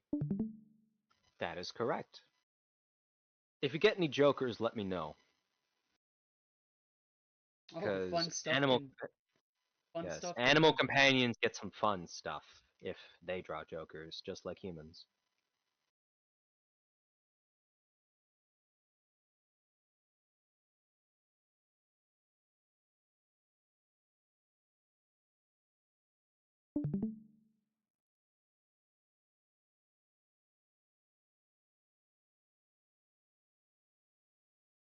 Ah. no joker. Okay. Definitely keeping the jack. I would still just do the pick the highest 10 you can, because even though some cards aren't going to make a difference depending on where you put them, if they're going to be your 2 dump stats anyway, it doesn't matter. 1 to 3, depending on how many bad cards you got. Yeah, only 2, not bad. Honestly, I think you can keep everything and just get rid of the 5 of clubs and the 8 of clubs. Because they're just 1d6, and everything else is objectively higher. That was easy.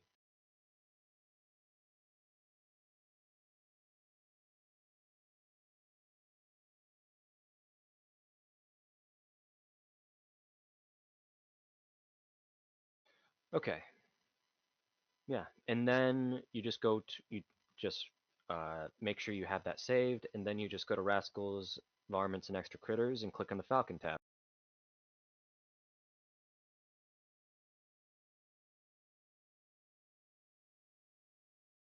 Yeah, falcons are actually kind of cracked in nimbleness in cognition, and That rightfully makes a so. lot of sense. Like, you don't need an ace to get a d12 in nimbleness. You can just get a queen or a king. Same thing with cognition. So probably throw the ace in the jack into nimbleness and cognition. Possibly not. And that's because you don't need to put an ace into something to give it a d12. Like, you can put a king or a queen or an ace into something to get a d12 in nimbleness or cognition. You might be better off putting that ace into something where the difference between a king and a queen and an ace exists. Like, for instance, vigor. Unless you have a deuce, falcons will never, ever, ever start the game with higher than a d6 unless you have an ace. Same thing for knowledge. Uh, falcons are kind of not that. They don't remember a lot. They don't know a lot of knowledge-based things. Even for the things that animals can actually be capable of knowing, they don't know a lot. They're gonna start with a D4 unless you have a 9 or higher, Oh yeah. and they're only gonna have a D8 in knowledge, if you have an ace. Same thing for mine. They're not very charismatic animals. And I don't feel like they need to be a very charismatic falcon. Yeah, I mean, No. otherwise They're you wouldn't get a falcon. And that's very true. That makes this very balanced. Can't imagine my falcon is going to be doing much. but the main Persuasion. thing that he wants to use the falcon for is spotting enemies and advanced scouting for the party. It's pretty much. Yeah. Yeah, let me see, because animals can only get certain aptitudes, unless they get a joker and they do get like a really, really special thing. Which you didn't. So unless we're gonna say, unless the marshal decides something really, really interesting, things are gonna change, or not. Well, this is where possibly the mechanical background can come in. That's also something that we could get into later in gameplay too. Yeah, like upgrades for your falcon and shit. Yeah, Exactly. I'd be down for that.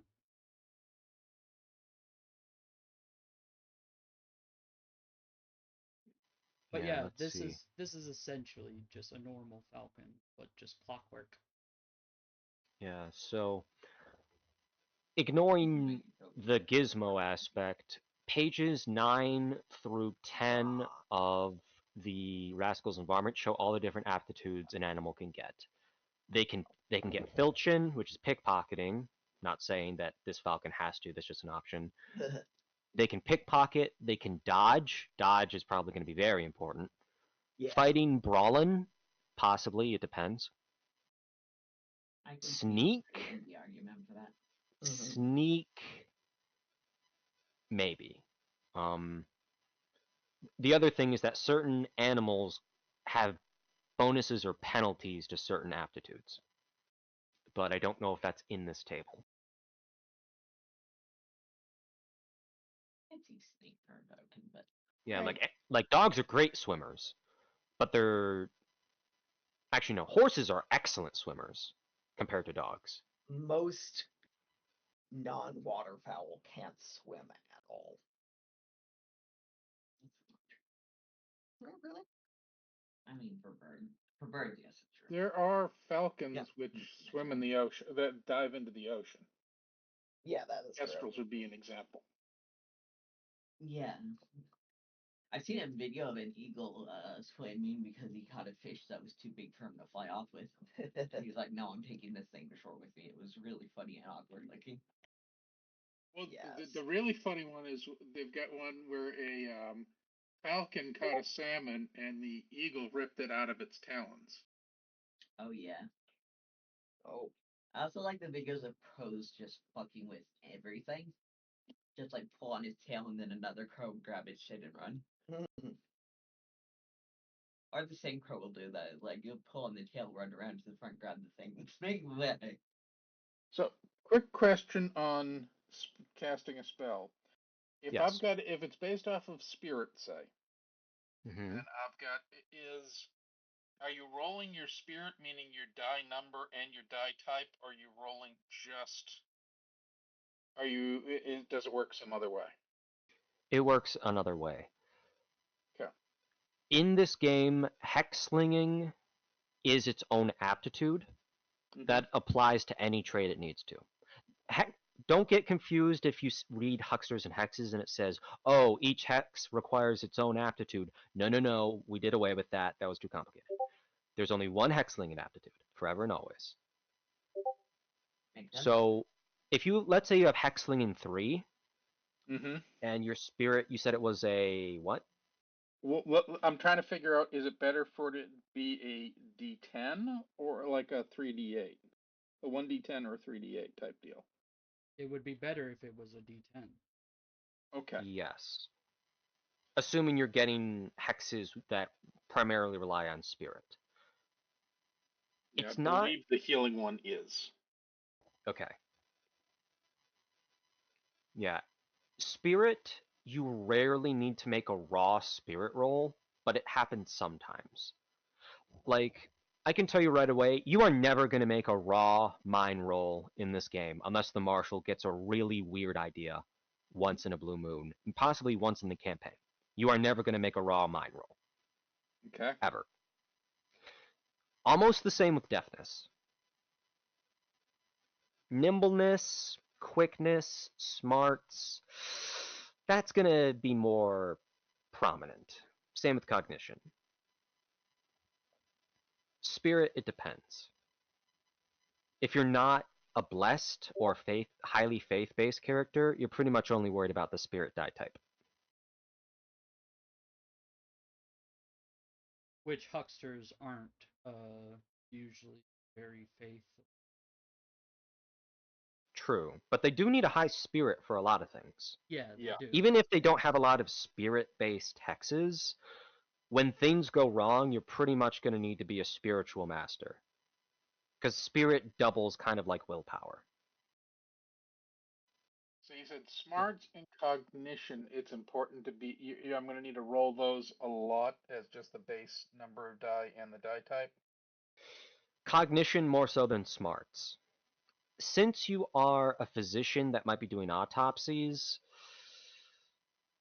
I still would prioritize the die type over the number of dice and smarts.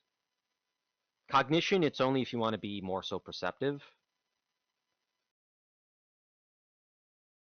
But, and if you don't, just prioritize die type anyway. And what about knowledge? Knowledge is interesting. You almost always want just die type. But coming from a scientist, there are times when you need to do raw knowledge rolls. So that's why I decided to make that my 4d12 instead of my 3d12 or my 2d12. So you might benefit from just putting your highest card in there if you want your character to primarily be knowledge based. But I would argue that it's used almost as often as mine, which is to say never.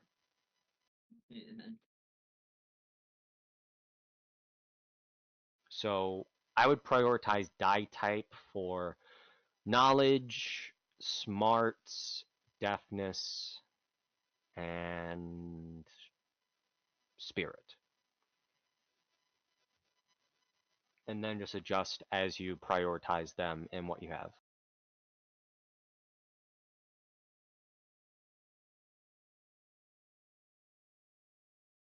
You're all lucky. Back in the day, unskilled checks were a lot easier to make, so I would intentionally brick my character to be really good at things he wasn't in terms of traits, just so that way he could get away with making unskilled checks, but that made things way too complicated. Yeah. Yeah, 20th anniversary rules trump everything else. Yeah, I like 20th anniversary.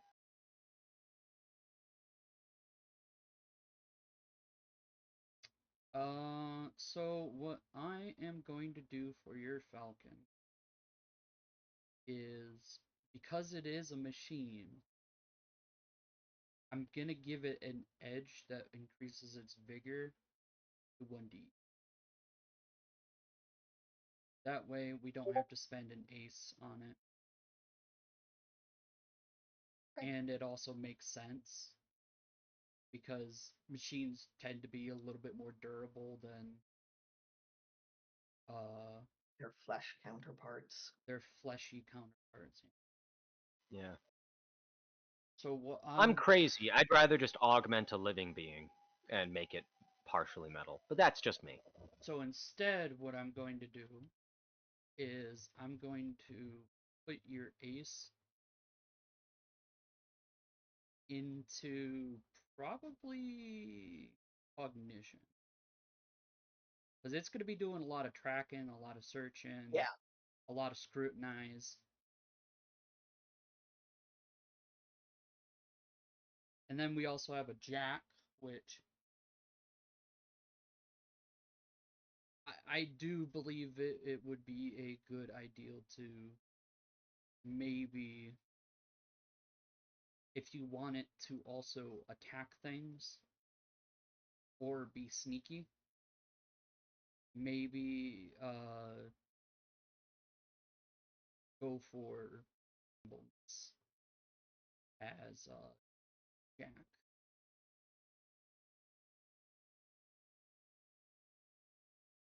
So, question on assigning die number. I'm trying to decide. I've got a 3d6 and a 4d6, and I'm looking which one to put them into, which one to put into deafness, and which one to put into nimbleness.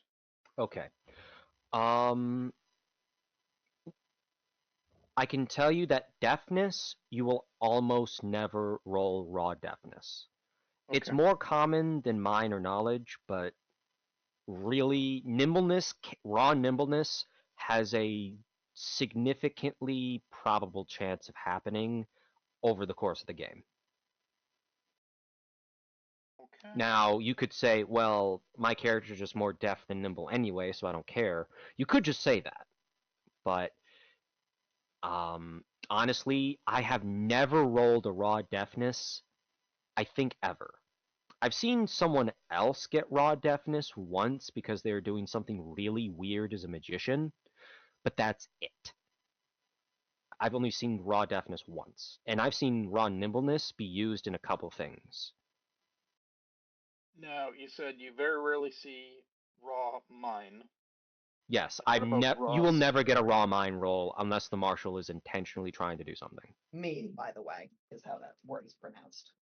Really? Because I'm not sure if it's It's Anglo or German. It's a diminutive form of the word demeanor, so it's mean. Oh, okay. I thought that this was like a German word, No. or like a converted from German word and became Anglo, so you pronounce it with the I. But if it's actually just like slang for demeanor, Yeah. that makes a lot more sense, because I could Yeah. never find mine in the etymology ever. And you Yeah. said out of the other knowledge-based or the smarts-based skills, which one do you think would be rarer to get the to have to do a raw in cognition, knowledge, smarts, and spirit? You're going to be using cognition the most, followed by spirit. Okay. Unless you get really, really unlucky Well, with he's your a huckster doctor. rolls. Yeah. We have to remember that he's a doctor, so he's gonna want medicine. But Well, yeah, he has knowledge for that. Don't worry. That's based on the die type, forever and always. yeah, Yeah. Yeah. So knowledge I should probably have. Right now I'm down to, so I put my mean as a 1d8, my spirit as my 3d8. And now I've got a 4d10, a 3d10, and a 1d10 between cognition, knowledge, and smarts. Unless you think that your character would prioritize knowledge overall and you really want to make sure you're the most knowledgeable, cognition should be prioritized with the highest amount of dice and die type. Smart should be in the middle and put your 1d12 or 1d10 in a knowledge. Excuse me, knowledge. Okay. Yeah. I'm definitely not on the physical side, but that's kind of how I knew I was going to build them. Yeah. And then remember, since you get Geezer, you get to get more aptitude points in your knowledge aptitudes anyway, so. Yeah, I'm trying to decide if I want to go with the 3 or the 5 for Geezer.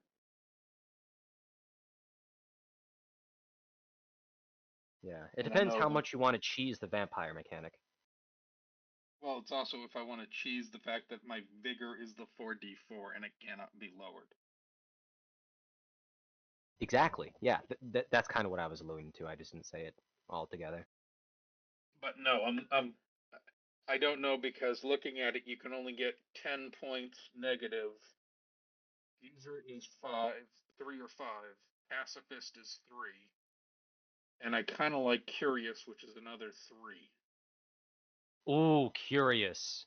Good thing you have that, because I value my life. I value not dying. I'm already dead. Got a point. Yeah, if you want to be too curious for your own good, you can go ahead. I'll watch. Behind the barricade in heavy armor.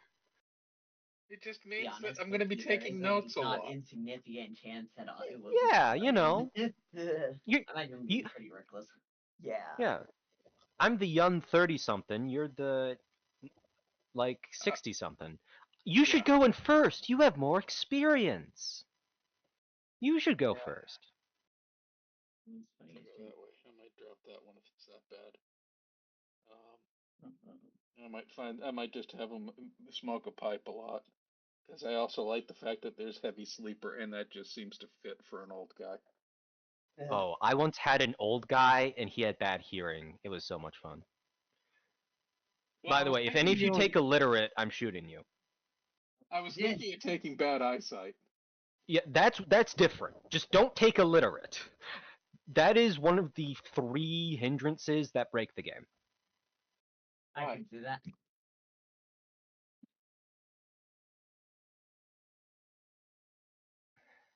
Huh? Why does it break the game? So much information is conveyed with writing, even back then, that eventually everyone's going to forget that you have it, and then someone's going to hand you something, and you're going to be like, I can't read this, and we're going to be like, oh, well, we were relying on you to read it, so now our plans are kind of at a disadvantage. It's not the worst, but it's like the 3rd worst, in my opinion. Grim Servant of Death and Death Wish are the worst. That's just the I want to cause problems and make it everyone else's fault. Try playing a pacifist in a game that had 2 people who were bloodthirsty. Hey, I once played a Pacifist 5 priest that was surrounded by public criminal FBI's most wanted list in the South, a terrorist, a guy fighting the richest man in the world, or at least America, and an undead shaman with nightmare birth. They all it was me trying to babysit them to not kill anyone, and we loved it. Plus my guy was crazy because, he was messed up. It was fun. I think that it actually makes the game more fun, not less. Grim Servant of Death is, hey, you just walk into town and everyone already is trying to kill you. Good luck. You walk into a bar, someone pulls a gun on you. You walk somewhere, hey, you killed someone, get him. Or, hey, I don't like you. Again and again and again, forever. It just disrupts the story. It can't exist. Pacifist is fun. With bloodthirsty. You can do that. I've made characters like that. It's just Grim Server to death doesn't work. Someone got a bit annoyed when I healed them up. I didn't heal them first. They were bloodthirsty, and someone made a comment of he's down. I'm like, yeah, but if I heal him, he'll kill all these other people that I'm healing. Fair. Well, bloodthirsty doesn't necessarily mean that you. No, this was someone who was playing it that way. Oh, okay, yeah, that's fair. That is entirely fair. This was someone who put a shotgun to a guy who I was actively trying to heal up so that I could question him later. Yeah, my group was great. We never had to worry about that. But I can absolutely see how that would be a problem. Oh, I it feel worked bad that happened to perfectly. you. It made perfect sense for him, but it was.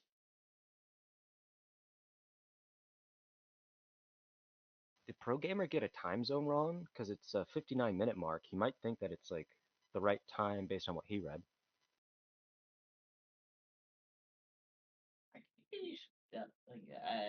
I know a Discord bot that automatically converts time zones. Yeah, I don't know how I to just- use it, but I just use hammer time. I just googled what time it needed to be. I'll be honest with you. If you put a that's the nice thing about schedules is that it'll automatically convert. Well, that's the nice thing about hammer time is that like it automatically converts to your time zone, not. Yeah. I don't know. I'm assuming a bot. It's So it's a Discord command actually. Oh, Okay. Oh yeah. I think I know that. yeah, there are commands.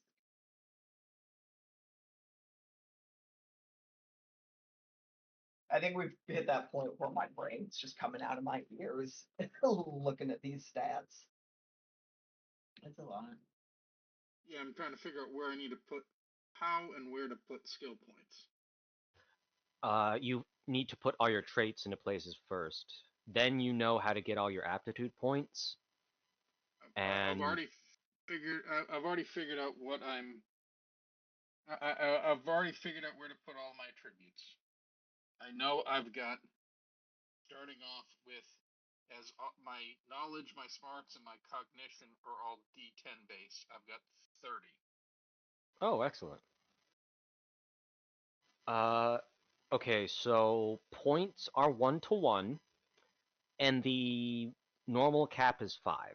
So if you want to have a 5 in an aptitude, you spend 5 points. You want 3 in an aptitude, you spend 3 points. That's just a character creation. But for our purposes, Yeah, I'm going to let Distant actually do the aptitudes for his Falcon, but you can do that after you're done with it. Because I don't know what skills he wants for his Falcon. And however many points you then roll the die that it's based off of, right? mm-hmm. Yep. So think of aptitudes as a dice pool and traits as the die type.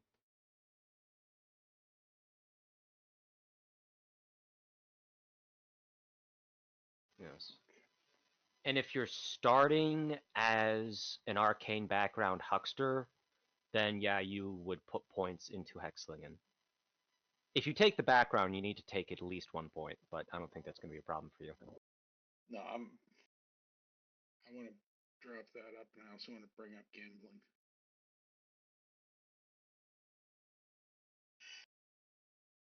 I need to prioritize gambling, medicine, and huckster. Yes.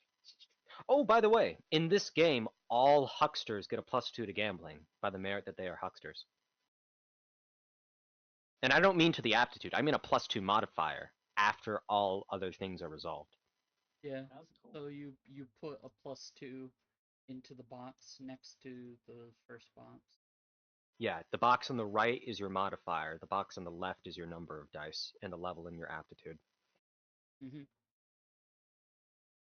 And remember, this is just for your gambling, not your hexlingen. Yeah. I know. Okay. I know it goes different, but I'm going to be someone who sits down at a card table a lot. Excellent, excellent. Oh God, are we gonna play fucking Texas Hold'em for an entire stream? Oh, I come mean, on. my character Texas- wants to learn gambling. He's like, anyone want to play cards? I got Hoyle's Book of Games. I got the latest edition. You know, just to make all the hucksters think I'm such an amateur for being like, oh, you got the latest edition? Fucking Poorsville over here. Texas Hold'em is it's not poker. Hey, can you get closer to your mic? You're really quiet. Sure, I said Texas Hold'em isn't poker. It's like when you throw in wild cards into a poker game. That's just not right. Hey, it makes things more fun. It's harder because the dice odds are all messed up. So if you're smarter and calculate the odds, you win. It makes it harder for people who don't know what they're doing. That's what the purpose of jokers are, to throw off the odds. No, not the jokers. When someone goes, aces are wild, twos are wild, the one-eyed jack, and throwing all this other crap. It's no. I've never Like, heard those rules used for Texas Hold'em. not for Texas Hold'em, but I've seen people try to throw it into a draw or a stud game. Oh, I never played stud.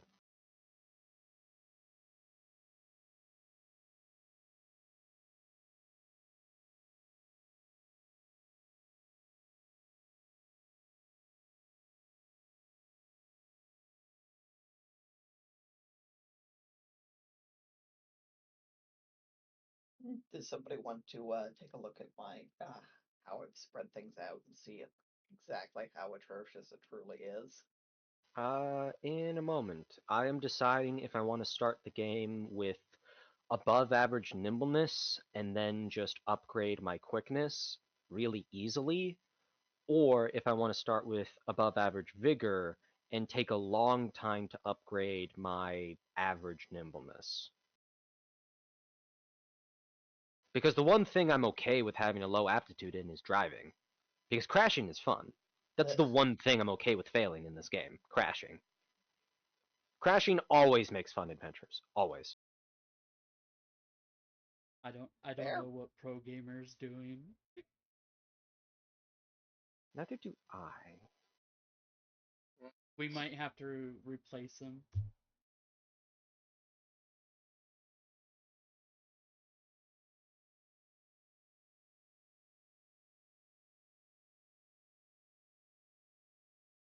He's off right now. Oddly enough, the first couple of messages I got from him that were private, I was wondering if he was a bot. No, I've I've seen had a pro VC with gamer. him. Okay. Pro gamer's been Yeah, pretty active trying to fund games. I don't I don't add people to games without an interview. So So when I'm looking through right now the aptitudes. mhm. Okay. So academia, does that cover all of those, or do you pick one? You have to pick one. So So if I, academia occult is a specialty. and that's different than academia, history, or philosophy. Yes. Academia skills, academia aptitudes are one of the few kinds of specialties where you cannot get the discount for buying other academia aptitudes. Like shooting has specialties, like shooting pistols, shooting rifles. Like if you're good at shooting rifles, it's cheaper to get shooting pistols than if you just didn't have any shooting at all. But that doesn't apply to academia aptitudes because they're so vastly different.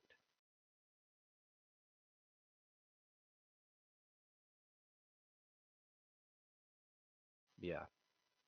Even if you weren't part of the agency, I still recommend getting Academia Occult as a huckster.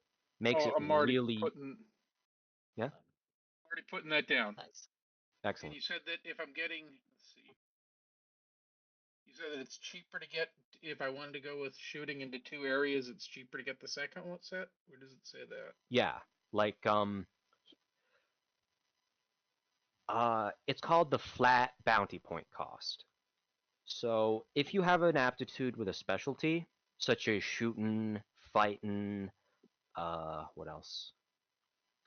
We're talking out of character creation. We're talking with bounty points here. Oh no, it's the same in and out of character creation. Really? Yeah, because I'll choose fighting. If you're good at fighting brawling and you want to get fighting knives, it's only 3 bounty points to take the same aptitude level you had and get the other one. So basically, you need to get an aptitude level of 3 or higher in order to take advantage of that. Because post character creation, 3 bounty points will only get you from 0 to 2. But if you have a 5 in an aptitude, instead of spending 15 bounty points to go from 0 to 5, you only spend 3 to go from 0 to 5.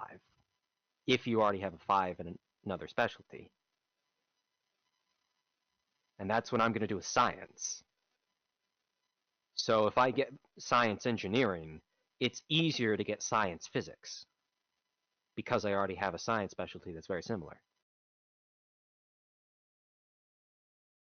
That's true both in and out of character creation. It's a flat 3 bounty points, nothing changes ever. And that's the great part of it.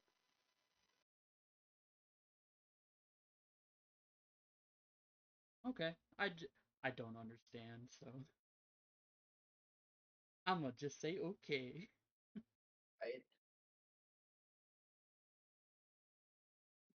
So, in area of knowledge, you've got town, county, state, and region.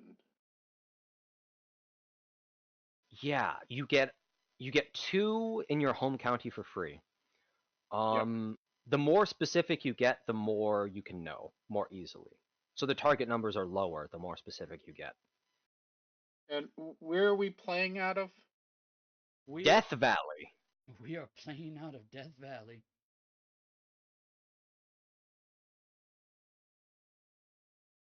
Which is more of an area than But that's in California, right? that's California. Yeah, don't worry if you don't want to get all of California. I might pick it up eventually later. If Well, you're I worried about might that. do, if we're playing out of Death Valley, I might minor in Death Valley. Okay. I might get some. I'm probably going to do region of the West. Scout. Can you do that? Because that's basically the entire map. Well, that's a region.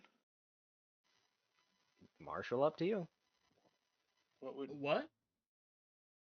Well, I'm looking at area of knowledge, the largest one is region, which is above state. I would think the West would count, especially where I'm starting off, where my base knowledge is out of New Orleans. I would argue that it's based on country. So, North, South, Sioux Nations, the disputed territories, Desiree, and of course California, because California is special. Yeah, I would also say that it would region would be based upon the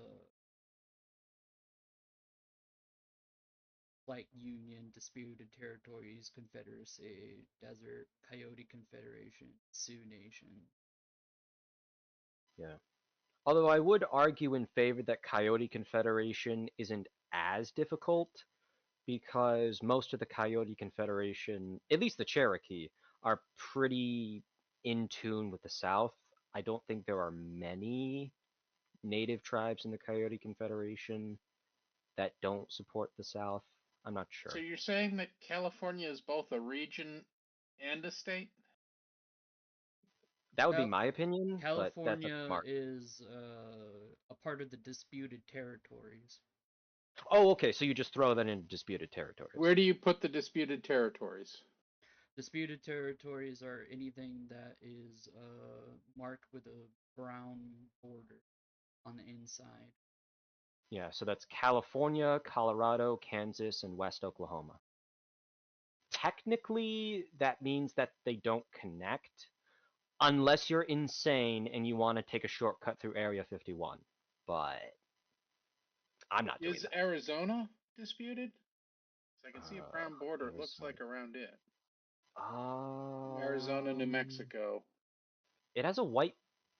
Let's see. No, that's That's It has a Confederacy. Confederate. It has a Confederate color, so no, that's part of the Confederacy. Okay. Yeah, the disputed territories are nuts.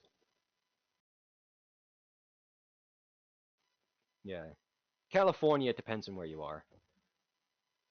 You theoretically could go through the Grand Canyon through Arizona, and that's part of the disputed territories, because the Confederacy probably doesn't care so much about it, but maybe they do. I don't know. I was just trying to think of what brought me out this way, and I was thinking, the Southwest in general, but I can just, if we're going to be playing in California, I can just do California.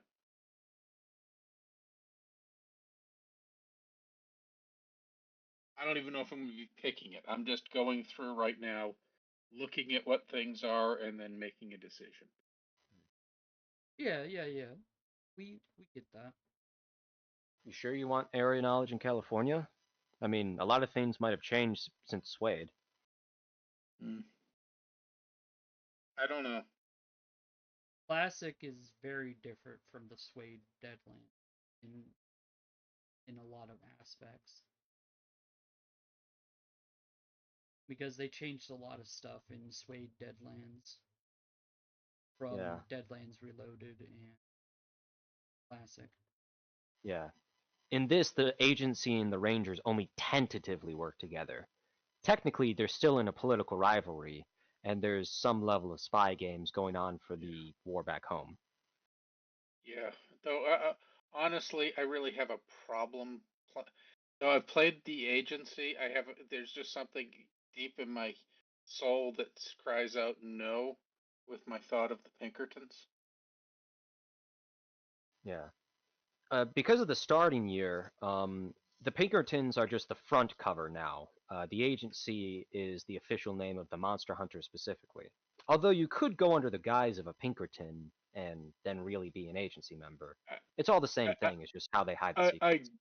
get your comment on that, but the reason why I'm saying that is my father and my grandfather were both in unions.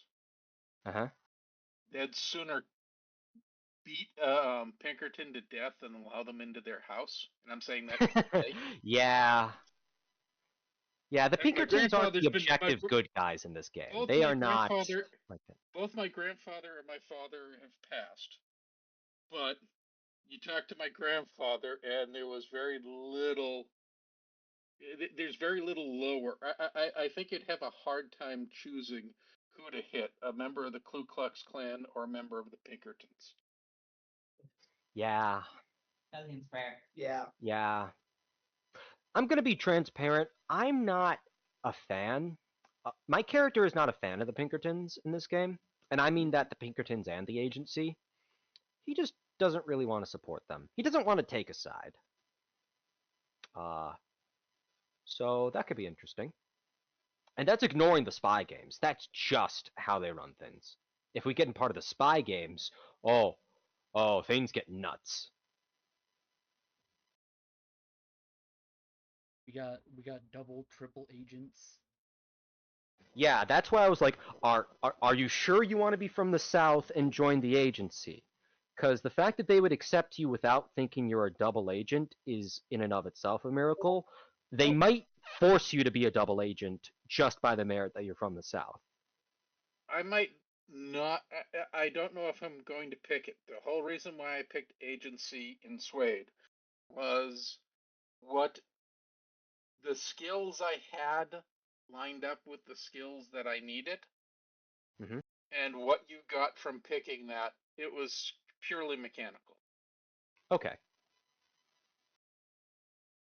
Yeah, the role play as an agency member is you are going to devote yourself to a cause. Yeah. Well, same thing with the collegiate. You're devoting yourself to a cause. Yeah, but if you blab, they don't immediately try and wipe your memory or kill you. In the Yeah. agency, they'll fucking kill you. Oh yeah. And they'll do it in a way more brutal than the agency. I mean, than the Rangers. The Rangers will just shoot you. The agency will do something nuts to you. Oh yeah, they'll fucking SCP like prisoner you and fucking Yep. like. Yep.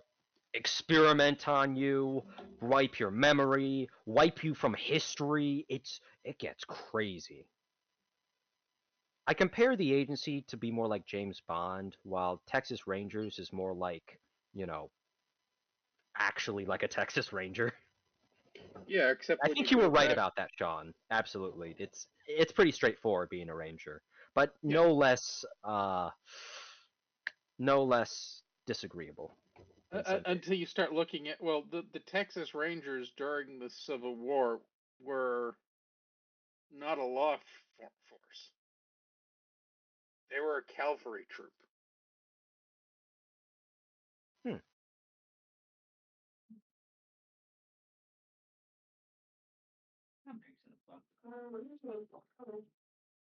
Interesting. How are you guys doing, Distant and Mythic?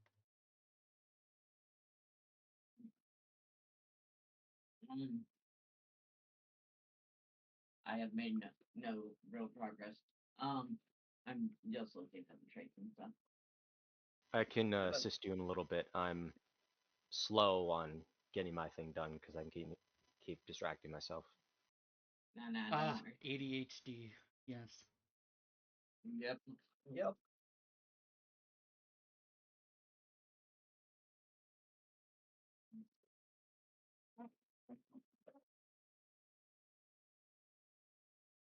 But yeah, I put numbers in places. I really not. and then if you take your die type from your smarts, cognition, and knowledge, that's how many skill points you have.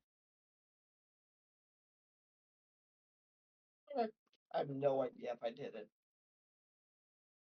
I tried to do it based on what I was told, but there's a lot of rules and rules exceptions and exceptions to the exceptions. So Yeah. Um. no idea if what I even have out here is good. Let me take a look at your sheet. Actually. Yeah, if you want to stream it or share it. Yeah.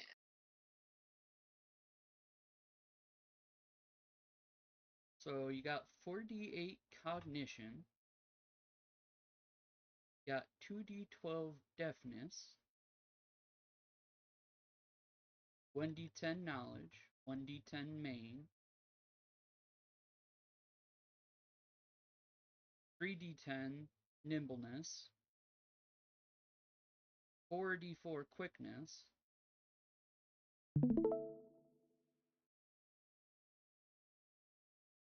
Smarts 1d10, spirit 2d8, strength 4d6, vigor 4d6.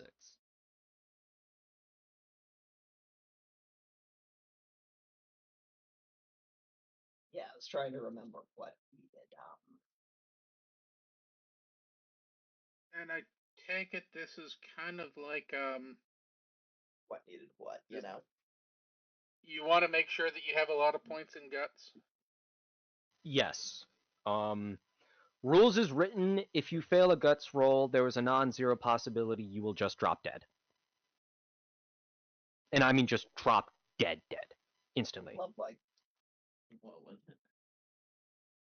And this isn't a thing where, oh, there's a degree of success. If you have at least 1 point, you can prevent it. No, if you fail and it's a big enough monster, if you fail even by 1 point, it is completely independent of the odds of you just dropping dead. Rules is written. I think they give interesting effects up until the point where you just start having heart attacks. Oh, your hair changes color, or oh, you gain a phobia, or oh, you lose an action, and then it's you have a heart attack and you lose a year of your lifespan. And if you fail a vigor roll right now, you die. That's not fun to me. But No. that's how it is written. So, yeah.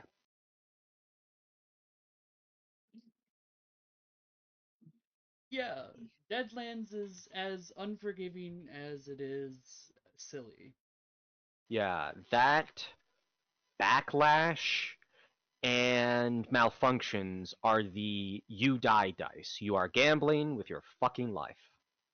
That's just how it is.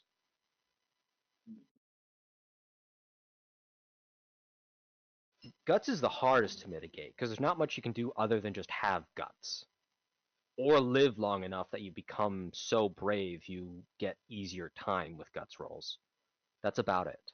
I just Backlash you can easily manage. Malfunctions you can kind of manage sometimes. Guts is all or nothing.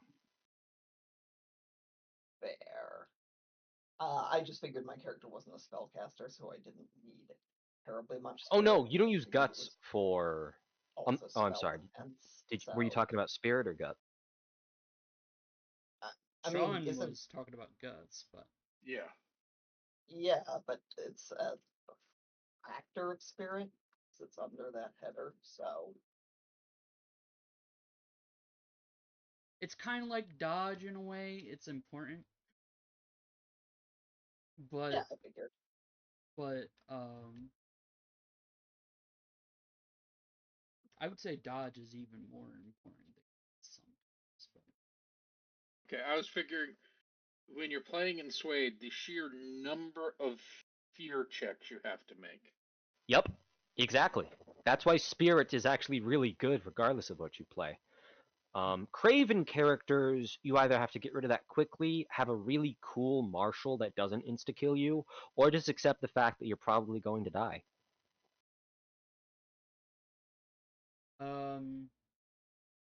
I mean, Before the fight even starts. generally, the way that I do it is that, like, if there's a way for you not to die, you're probably not going to die. Because it's more narratively satisfying to have a character live through a traumatic event than just outright killing. Yeah. Which is why I don't understand some shows in that like, oh, you can donate to make this character's life a living hell and probably get them killed. Well, that's for money. And they don't. That's because they don't actually care about the characters. If they're doing that, they do not care about the characters. They're just in it for the money. Yeah, and yeah. If anything, I would make this a charity live stream if I ever get involved with like donation. Okay. All right. Let me check your sheet, Distant. So, Distant, you are playing a sniper. Is that correct? Sniper kind of scout character, yes. Okay. Could you make your window bigger so I could see your traits more? One on row 20, I Maybe. mean. It's the bottom right. Those little bars you can drag. Oh, no.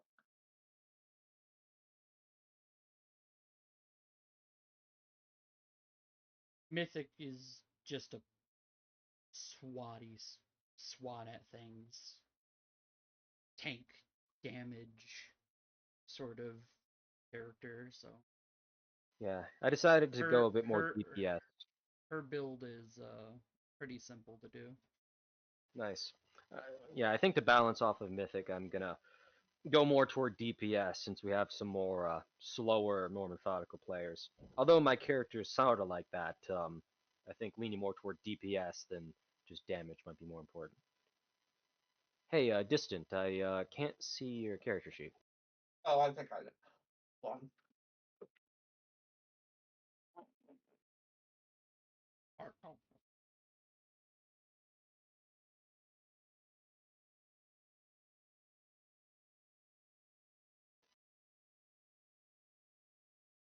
I made it the full screen to be helpful, but I am no longer on that particular screen, so you couldn't see it. There we go. Okay, 48 cognition, not bad. Deafness, 2d12. I'm curious why you put d10 as knowledge. Because I figured it would be useful to be able to Fix up and maintain my word. No. You want smarts for that, which is also a D10, Ah. but it's not bad. But let's say, for instance, that. Okay, how do I put this? You don't need knowledge for that. In fact, I would recommend you take the 44 out of quickness and put a D10 there, just so that way you get higher initiative. Okay. Let's see.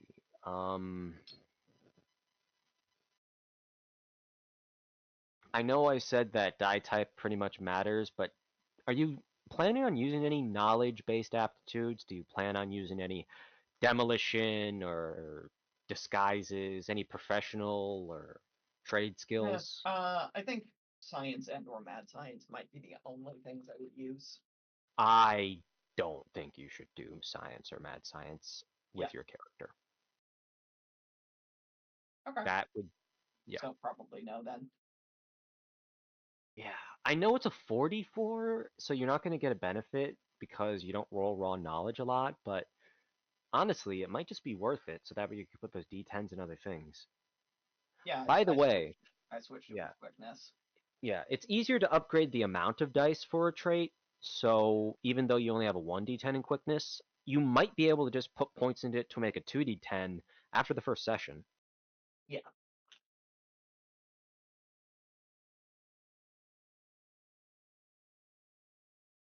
Unless you want to make like mean your dump stat or spirit, but I don't know. I actually kind of like the idea. Oh, animal wrangling. Right. Forgot about that. How's your vigor, by the way? Vigor and strength. Strength 46. That's pretty good. Same with vigor. Yeah, that's real good. Real good. Yeah.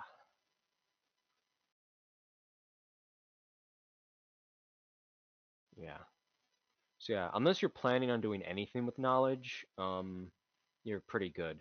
The reason I recommend against mad science is because first you have to have science, which is already an investment, which means your character has to be a science-like character, which might detract from your backstory, I don't know.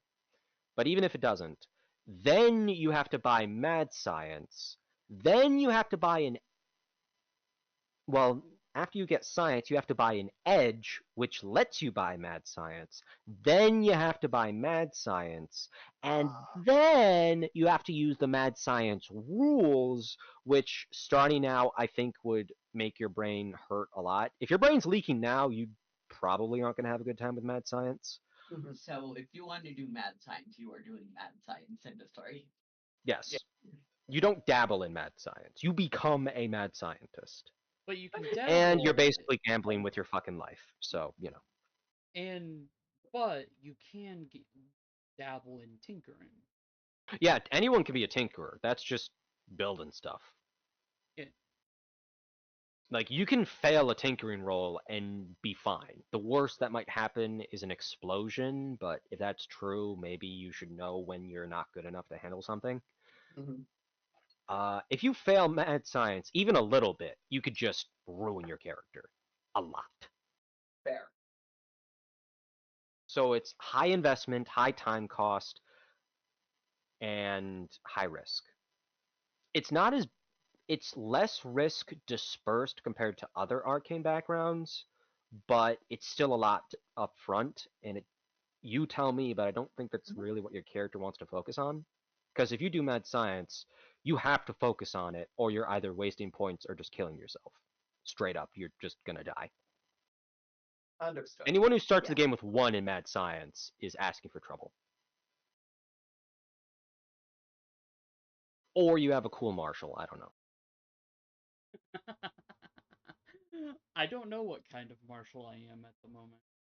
Well, I hope that if I fail horribly in a mad science roll, you don't make me become allergic to technology, because that is technically something that could happen.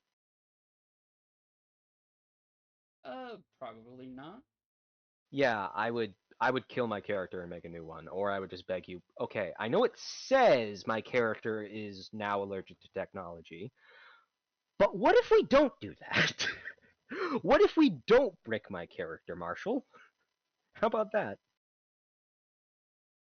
But yeah, this character sheet looks pretty good, in my opinion. Then you just add up the die types of cognition, knowledge, and smarts. So that'd be your D8, your D4, and D10. And those are your aptitude points, which you can spend 1 to 1 on anything you want. 5 aptitude points gets you a 5 and an aptitude. 5 is the starting cap, by the way. You can't get higher than 5 for an aptitude.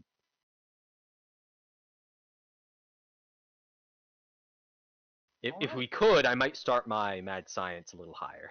Well, not my mad science because we're doing something special with that, but I'd start my science at like a 7 if I could.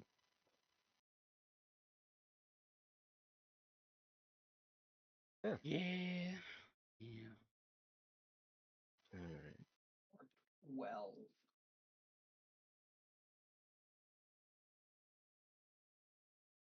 I do believe Mythic. So 22. Needs, Uh, Mythic needs help. no points then. Yeah, she's in the bathroom right now. Oh, okay.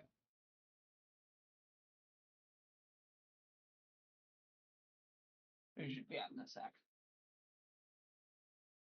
Okay. I'm back. There we go. Hello. I still had my headphones on so I could hear, but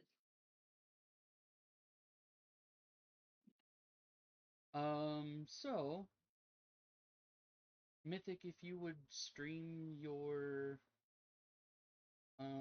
character sheet. so I have actually done like I've actually not written anything down at all, literally. That's okay. We can help you now. Yeah. I just wanted to. We can help you be optimal. There we go. Honestly, the 3 highest ones that you want are vigor, strength, and not Nimbleness. Nimbleness. Yes, nimbleness will help you for melee. You can probably make deafness your dump stat if you don't care about any athletic or shooting or hand-eye coordination very much, like outside of melee. Deafness is more like your hand-eye coordination, while nimbleness is your control over your full body. Mhm. So yeah. Yeah, You might honestly, lose out on like throwing, but if you don't care about that, bows, sleight of hand, or anything related to shooting or lockpicking, you're pretty good with deafness. You can just tank that. I do like the idea of him being able to use a gun, but I can also go into that later on. I'm okay with that being Up to you. for now. Up to you. And that's the beauty of this game. You're not limited to that. Yeah. I just say dump stats in case you have like a really bad card or two and you just don't care. For me, it's vigor, but that's because, or well, it's nimbleness, but that's because raw nimbleness rolls are semi-rare, and it's only a 1d6, which is really easy to upgrade to a 2d6 if I get scared. But remember, 2d6 is the human average for most townsfolk. The average townsfolk is a 2d6 in their traits. Maybe a d8 or a d4 depending on their backstory. Or if they're really special, they get d10s and d12s. But mostly 2d. Mythic has streamed their sheet. You wanna? So, I was gonna say, I think having some tracking would be kind of neat. All right. Do you have all the card values written down? Yeah, I had, yeah. Oh, bugger, the dice tray, but I do have it over here. Okay. There you go. I would start by just taking the best cards you have and generally putting them into the things you think will be important, just to start off. It'll make it easier to optimize after that. It's like, okay, Yeah. I know I want them to be the best melee fighter more than vigor, let's say, or I want them to be the strongest over anything else. You put it in strength, or like I want them to be the best melee fighter as opposed to strength. You put it in nimbleness, and then you put your second highest in the other one, and then so on and so forth. Okay. So, of your traits, which do you think is most important? Strength, vigor, nimbleness, etc. I'd say I want to say strength. I'm gonna say strength, yeah. Where is that?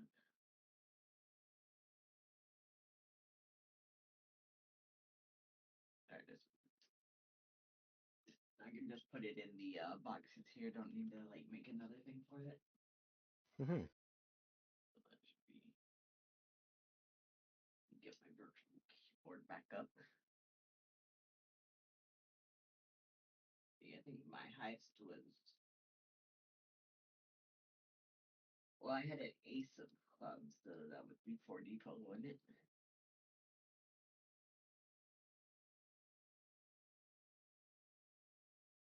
Did you catch it? Not quite. So, can you compare the card values to the table that's in either the book or books and resources? Yeah, I did. I wrote them down. I'm just I didn't.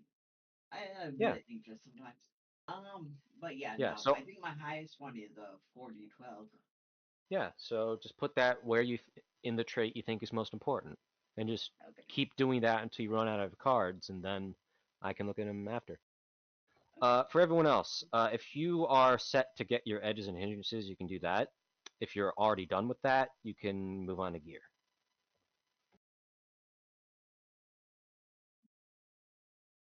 Which hindrances come first in the 20th anniversary book? Yes, because hindrances give you the points to buy edges. Yes.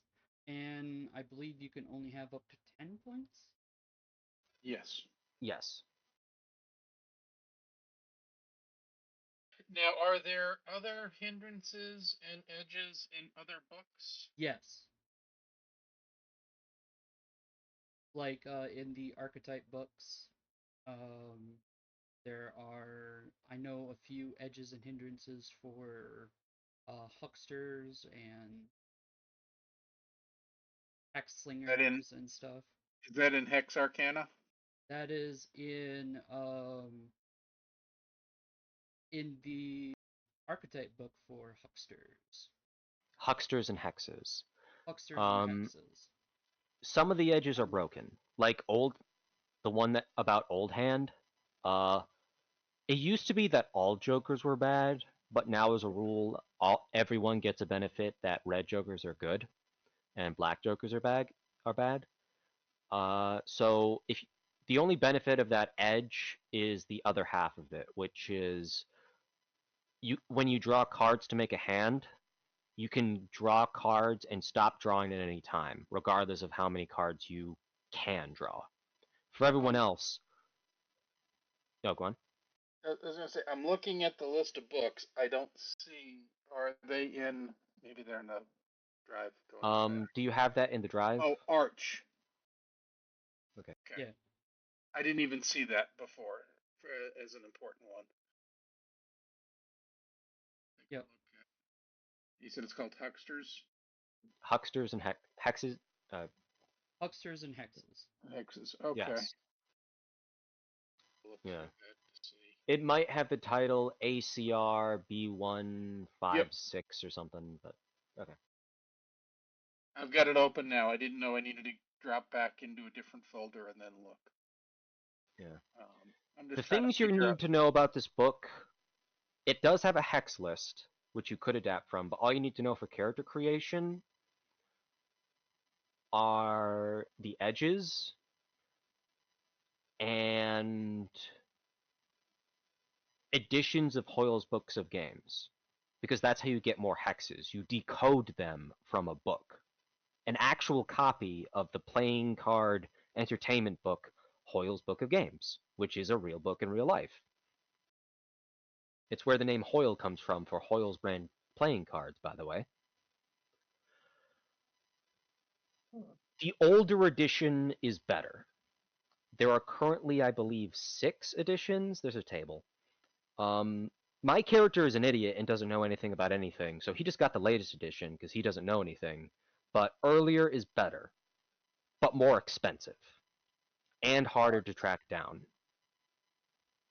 Yeah, But and you only have $350 to buy gear.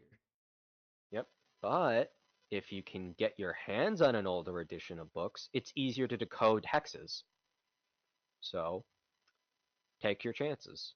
Pay your prices, take your chances. That's what a huckster does. Yeah, I'm a big meanie and didn't give you a lot of money to play with.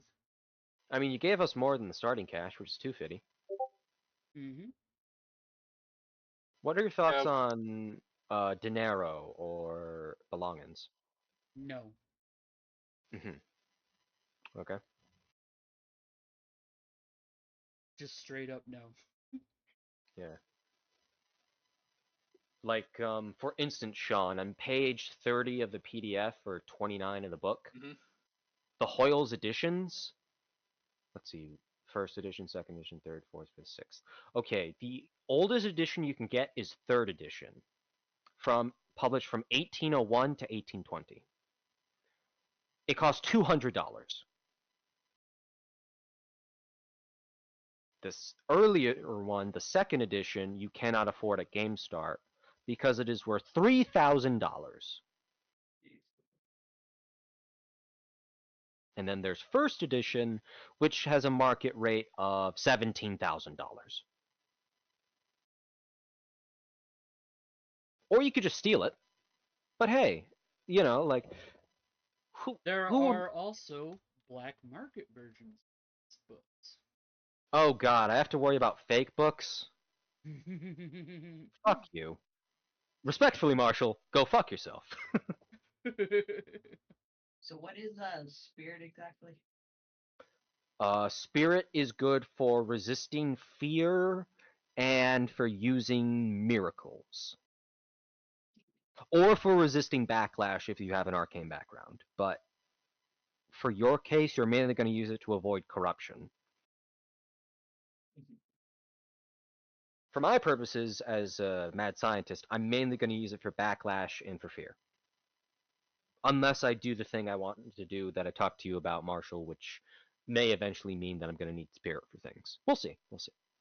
The only so there I guess we can talk about black market versions of the books when we actually cross that bridge, but like it's not as bad as you think it is. Hmm. Because Yeah. because these are meant for people that are too poor to afford like the like actual copies of older edition. Yeah. You Let's just just you say that just you you don't. just might be missing some pages and stuff here and there. In which case, it might be better just to get a newer edition.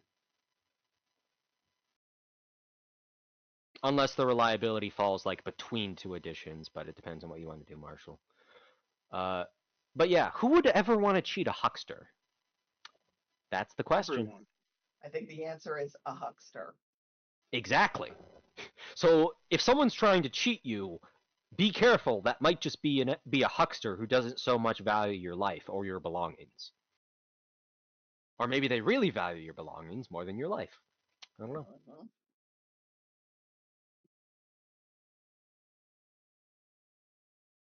Trying to find But a yeah, new. it No. it just depends, you know. Is there an edge that relates to healing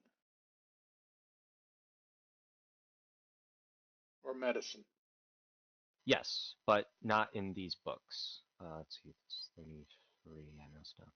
Okay, so in the agency book, there is an edge called strong stomach, which is excellent for doctors.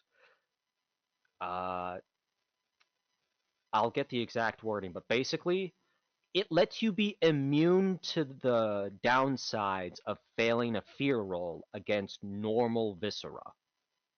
And I'm talking normal viscera, because even if it's not like a monster, you have to make fear rolls against like normal viscera.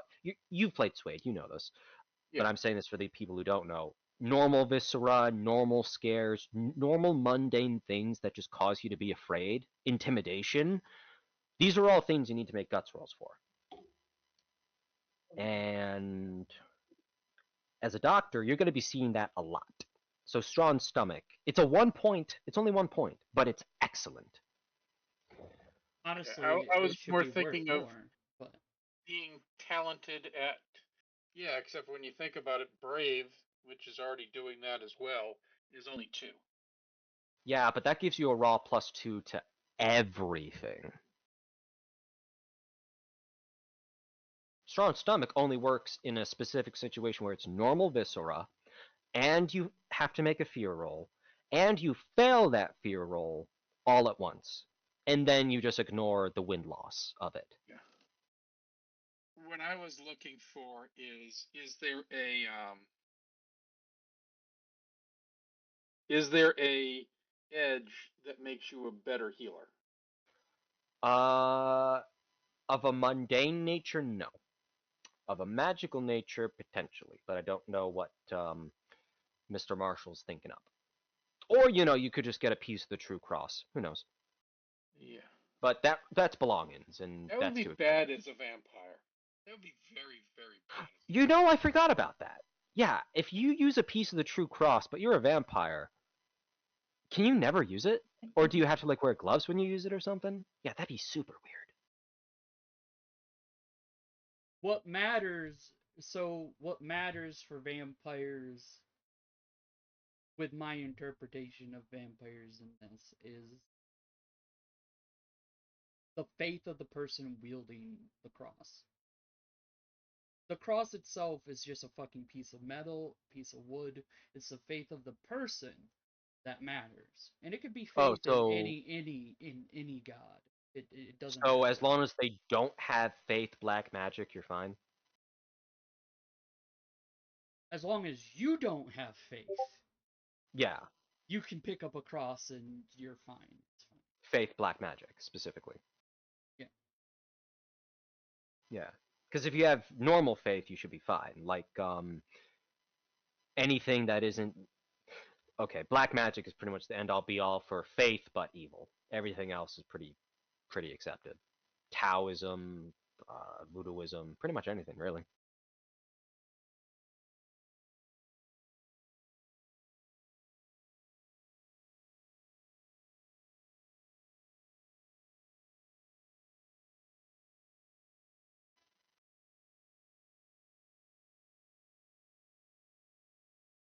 Yeah, and strong stomach works up for the first few levels of fear. I think the first 5 maybe, which is about the average for what you'd get from dead bodies and viscera. But brave is just a flat +2 to everything, which is why it's worth double. And on average will prevent you from needing strong stomach in the first place. So I think it actually evens out. I mean, I would get both just for the shits and giggles. Well, true, but it depends on what kind of edges you want. Yeah. As far as being a better healer, that comes down to knacks, which is up to the marshal if he's going to let you take them. And again, those aren't mundane healing. That's really nuts stuff. Okay, so that is not an edge. That's something else. Correct. Although technically you buy a knack exactly like an edge if you don't get a joker.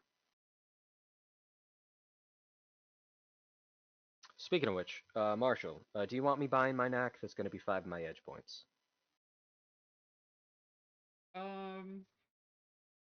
You did mention that you were wondering about giving us some leniency on some weird aspects of ourselves since none of us got a joker. Yeah, I figure if you want a knack, at least the first one is gonna be.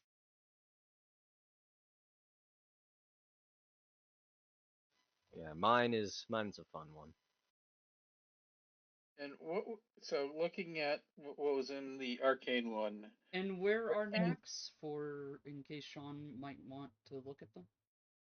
Knacks are in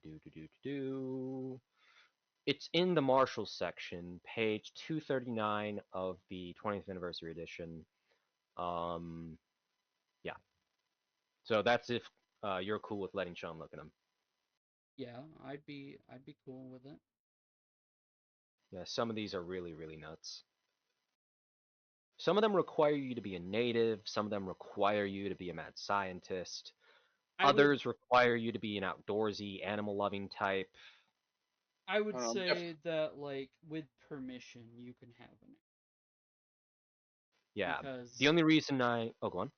because they are so powerful.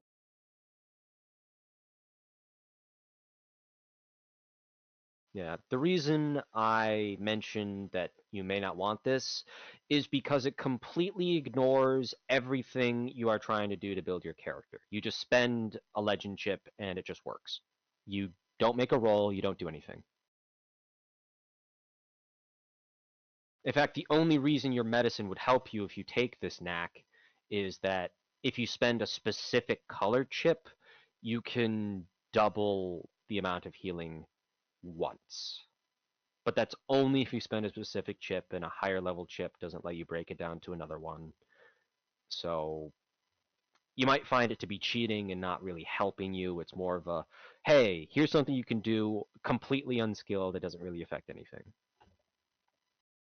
The only other option I can think of is one which makes you a better huckster, and then you just get higher plays. But the thing is, it has a second purpose. This knack, born on All Hallows Eve, has a second purpose, and I want that knack because I like it. So I don't know if there's really anything that can make you a better doctor. I'll check. I well, will check. Breach Birth, looking through Nax, definitely does. Oh, it makes you a better healer, but it completely invalidates your need to have any sort of medicine.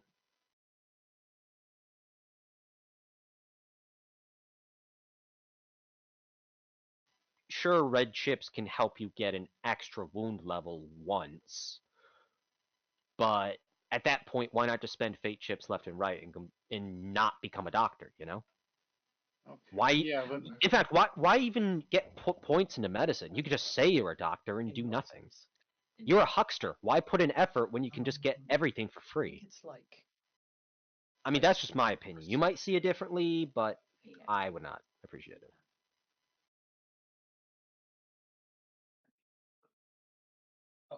you're gonna want a decent cognition because it's got search. That was my plan.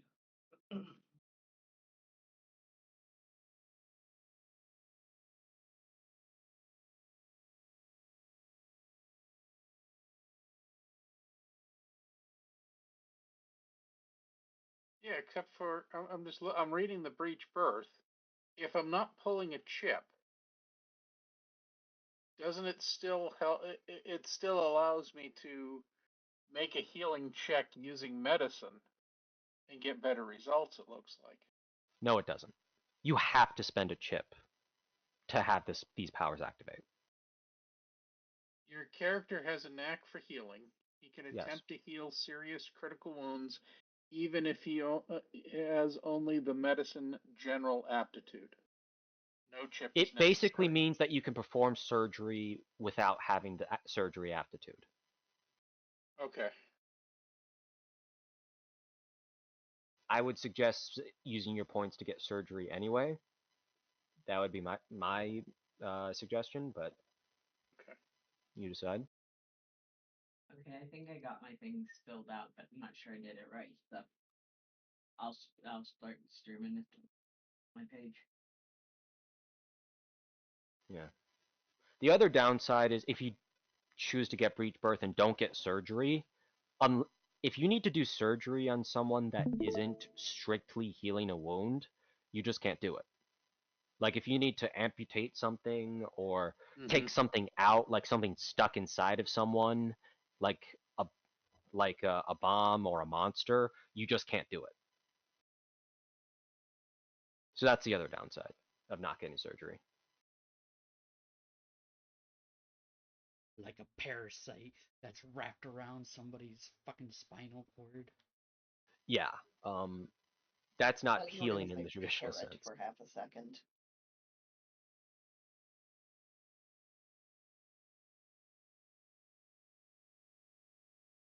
Yeah.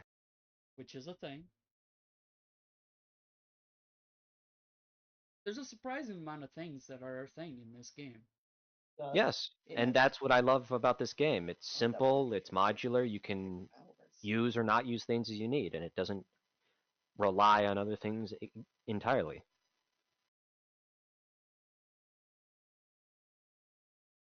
Yeah, and I like the drawing cards.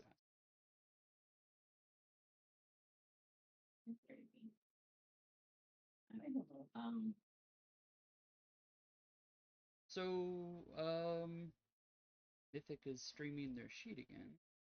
Take a look. I'm also taking a look. Okay, I'm just trying to finish mine. I'm really afraid I did it wrong.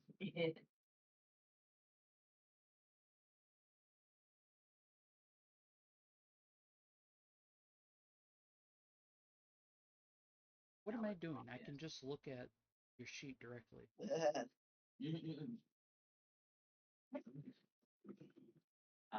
I need to save it before I done that? Because I don't think I've saved the changes. Where would we put edges on the sheet? Edges go on the MISC section. So they do. Yeah, the MISC tab, you'll see edges, hindrances from there. So did you say when assigning points, if I have like medicine general to get surgery, if I have 5 in it, if I have surgery, if I put 3, it will also be 5? Should be, yes. Unless the skill specifically says you can't, that's true about all specializations. I'll check real quick.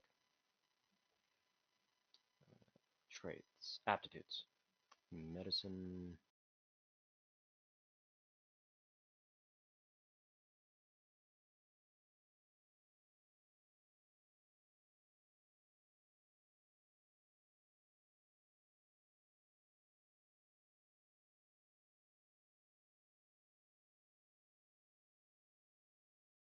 Yeah, you absolutely can. If you feel like it, you can do something really interesting. If you want, you could have your doctor actually be a vet, but due to the shortage of doctors, uses his veterinarian knowledge to be a surgeon. No. Why not? You can save some points. It's easier to be a veterinarian that helps people than to be a surgeon that helps animals. Doesn't fit my concept. What? You don't want to have a -2 to all your medicine rolls? What could go wrong?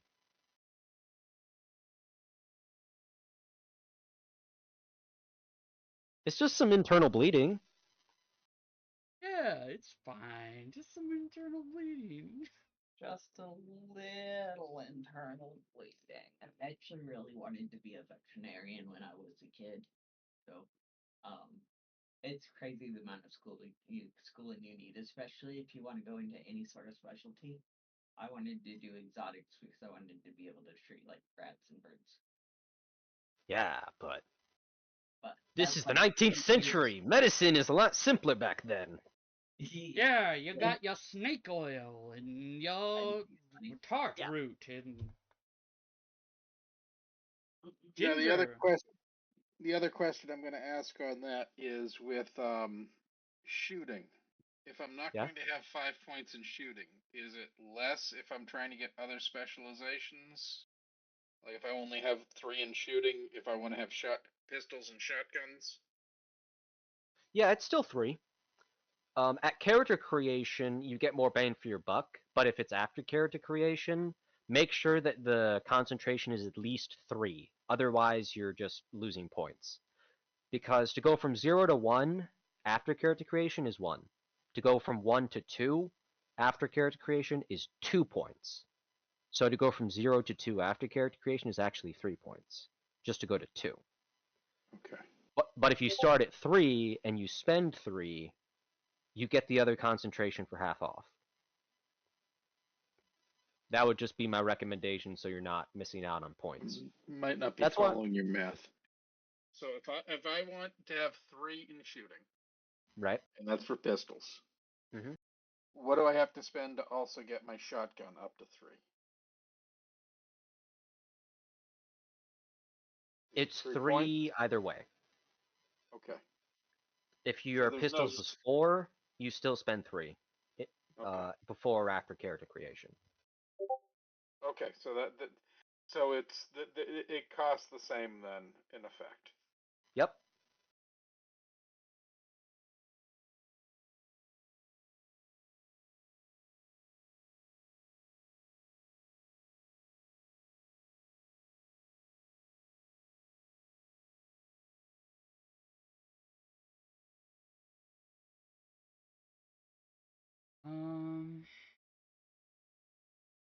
Honestly, I think this is fine from what I'm seeing.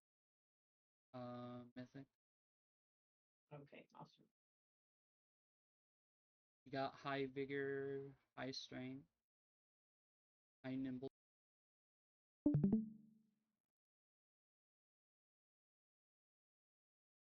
You got decent quickness. Yeah. If you could scroll up or down so we could see the other traits, Yeah. please. Let's see. Knowledge. 9.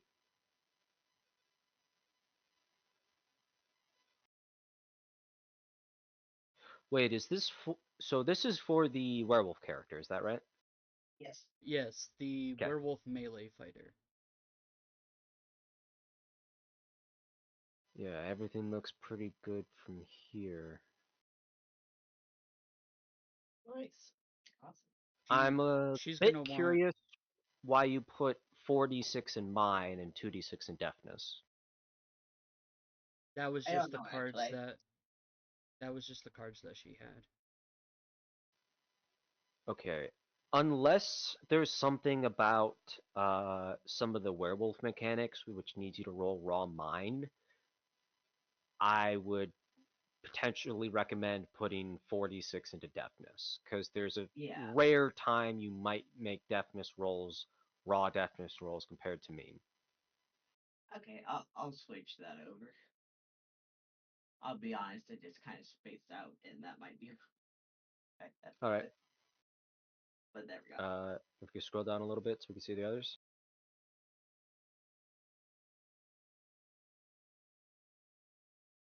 Okay. This looks good. And let's see, strength 40, 12, 48. Yeah, honestly, these look pretty good. Awesome. Yeah. Then you can just allot aptitude points as you need. Yeah, which what skills do you want to focus on? I need to like look up what they are again. I don't remember. The skills are right there under the Oh, okay. I didn't know if there were other things too. Yeah, those are all skills underneath the traits. I know we wanted to do like hand fighting, so I put there, but I don't. How many points do I get for aptitude? So it's your smarts die type plus your knowledge die type plus your cognition die type. So like that would be the D4, and then for the my knowledge is the D4. It would be 4. Yep. And Okay. if your cognition is a D8, then it would be an 8. Same with your smarts. So all that together would be 16, 17, 18, 19, 20 points. And you can spend them 1-to-1 skills up to level 5. I'll probably go in with the 5 for the brawling. You're going to want a pretty high dodge as well. Okay. I can melee evade chance. You think it'd be good to go ahead and go to 5 on both of those? I mean, that would be 10 points. So, but you can get a couple edges to make your like to not make your brawling better, but give you additional things that you can do with your brawling. Okay. So it might be better to do brawling 4, dodge 5. Okay, that sounds good. I accidentally turned off my on-screen keyboard again.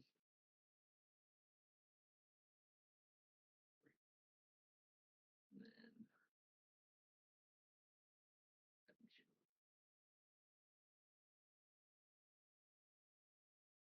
okay.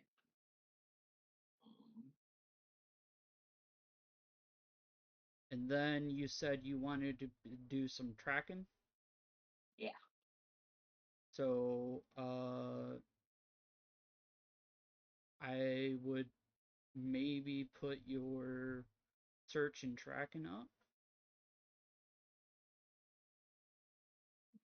It doesn't matter how many points, to be honest. What's the danger of like- being untrained in a skill? A -4, and you roll the stat instead of the skill.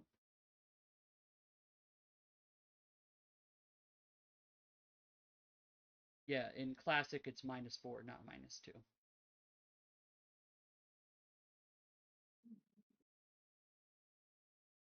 But let's see, you spent 5, that's 9 points. So I would bump your search up to maybe 3. 3 is kind of what I was thinking anyway, so that worked out. And then tracking maybe 2. Okay. What was that? So that's 4 points you spend again. So let's see, 9, 10, 11, 12, 13. You spent 13 points. Let's do something a little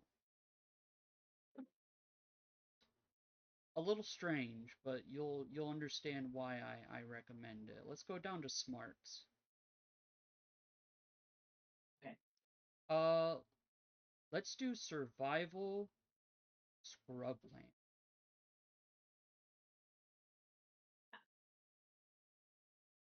Yeah, What are you the did. different survival concentrations again? I don't know. Death Valley Yeah. is a scrubland, though. That makes sense. Oh, describe a scrubland to me. Kind of deserty, but kind of not. Okay, the reason I asked is I think of because It's desert with vegetation, basically. the reason I ask is because I want to make sure that if you are establishing this, that it is officially established. After the Great Quake of '68, all vegetation in California is reduced to 20 square miles. There are only 20 square miles of arable, is it arable or aridable? Arable. Of arable land left. That being okay. Whereas here, Arable and scrubland are not necessarily the same thing, because arable means good for farming. There's a lot of scrubland that no, so won't grow food that we can eat, but can still support sparse vegetation. yeah, and so I've changed things to where only a so the quake shrugged off a piece of California, right? Huh? The closer you get to the coast, the more temperate the climate is. And the closer you get to like Nevada, the border with Nevada, it's more of an arid scrubland. Not quite desert yet, but it's more of a scrubland, craggy terrain. Hmm.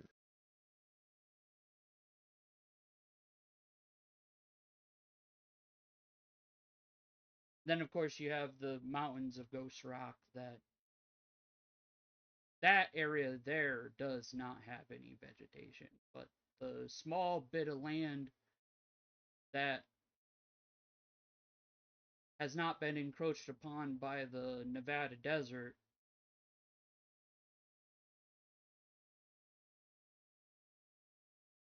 like near Los Angeles and stuff, that is a temperate zone still. What does that mean in terms of vegetation? That means that you're going to be looking at like plains, and south of Death Valley you're going to be looking at like plains and steppes. Oh no, I'm not. I don't care about South, to be honest. I don't go to Los Angeles unless I'm there to burn it to the ground, so I don't really care. I'm talking more about north and west of it. Uh Basically everywhere around Gomorrah and the Devil's Armpit, really. okay. Um well, if it's close to the coast, it's more temperate. If it's not, then it's more arid. Hmm. So does that okay? What does that mean for animals? That means that animals are more concentrated towards the coast than in the scrub lands and northern desert, Huh. Okay. because this area has been encroached upon by the Nevada desert pretty heavily. Oh yeah. Okay. I'm just checking. That's gonna make it a lot easier to pull Gomorrah out of poverty now that we have wildlife we can eat. That's really gonna make things easy. Yeah, if we head over that way, you know. Oh no, I'm just thinking because yeah, I'm just thinking since that might change my kind of perspective on the general area. Yeah, it's not as bad as it is in the actual book. Uh, Okay. yeah, pretty much just the mountains are now just filled with ghost rock, no vegetation, no animals. Monsters, in fact, like to live up there, so. Yeah. But if you don't live in the mountains, it's actually kind of pleasant, which Yeah, freaking cool, I guess. yeah.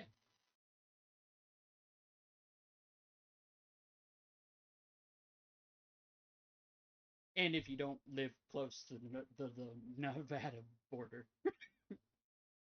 Well, everything's bad at the Nevada border. There's Fort 51. There are natives. There are Apache and Comanche natives raiding everyone.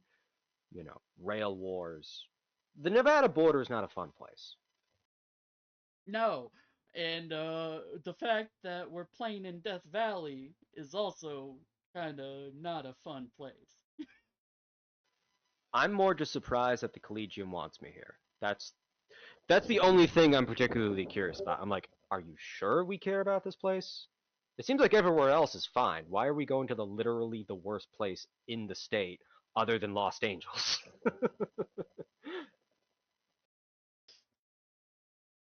Because that's where the needy are, right? Well, no, not exactly. I mean, Gomorrah had a fire not too long ago. The needy are also Gomorrah, to be perfectly frank. Yeah, but they have enough people working on Gomorrah. Okay.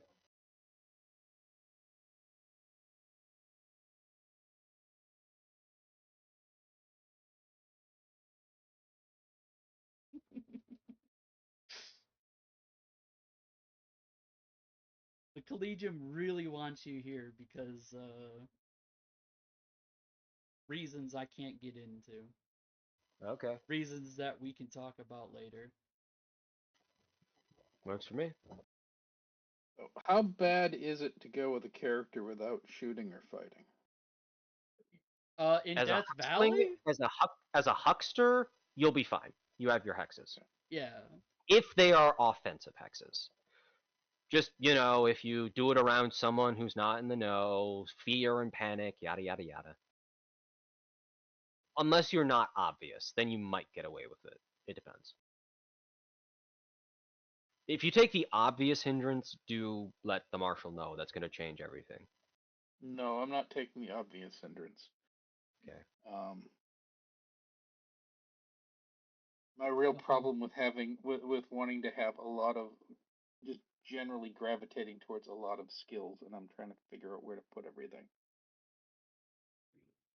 Yeah, I mean, I would for you, Mythic. Um, How many points were you think you guys should put in for survival? I never got that. well, you spent, what was it, 11? I think it might be 14. Oh!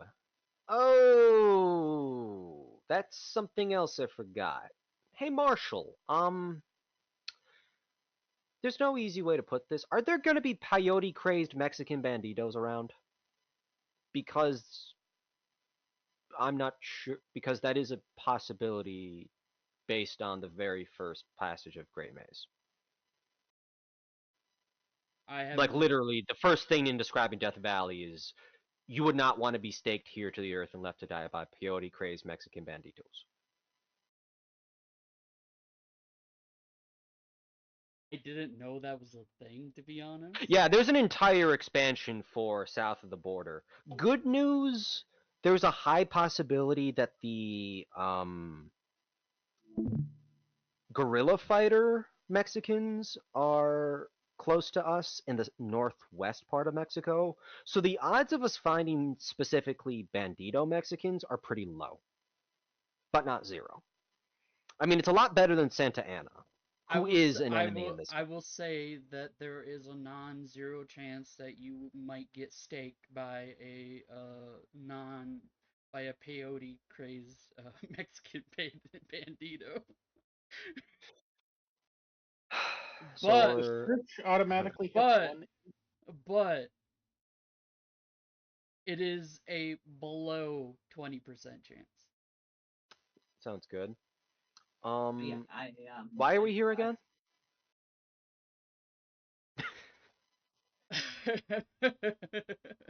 Out of character, it's because it's the worst place ever. I know, but in character, why are we here again? Because you're here to help the monsters become human again. Well, again, out of character, that makes sense. In character, why am I here? Because here is where the biggest lead on the true Philosopher's Stone is.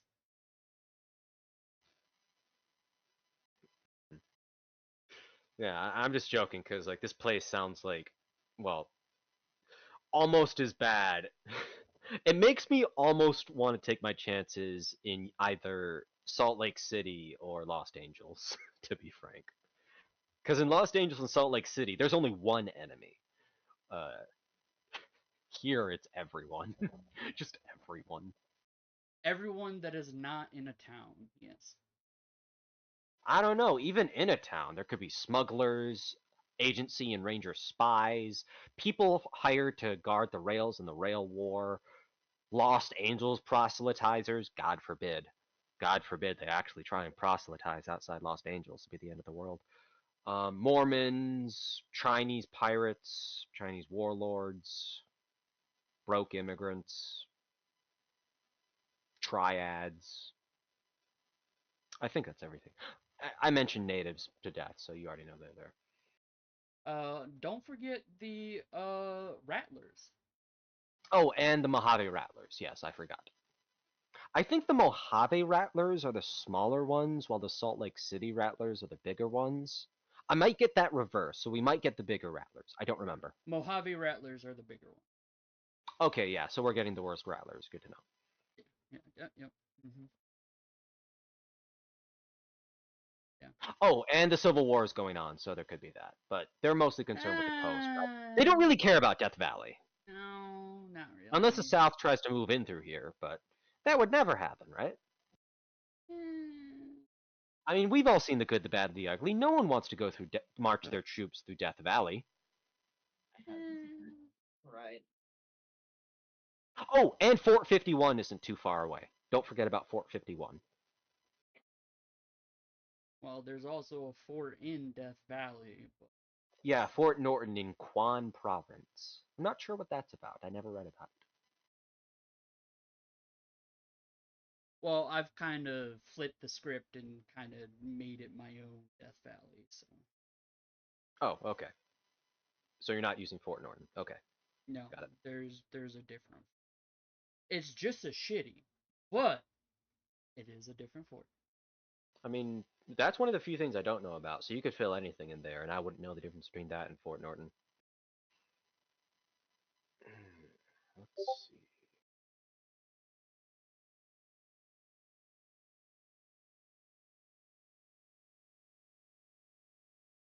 But yeah, Mythic, Fort Norton is you look named good. for What? Fort Norton is that named for what was it, King Norton, I think it was, for Emperor Norton. Norton. Don't you worry about Emperor Norton. The Marshal will decide if and when he is important. Gotcha. Yeah, that's great maze stuff. That's up to the Marshal, if that's even going to be relevant in this arc. It's pretty much, this is prequel to pretty much everything in adventures. For like, in terms of like content that we might do in. Mm-hmm. So that being said, yeah, it. There might be a hook or two in there to kick off another a season 2 if we make it that far. Yeah.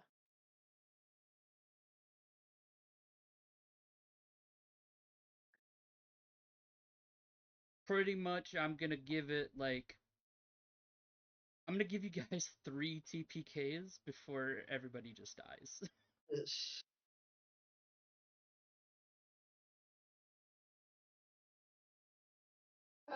That's always a good sign. Don't worry.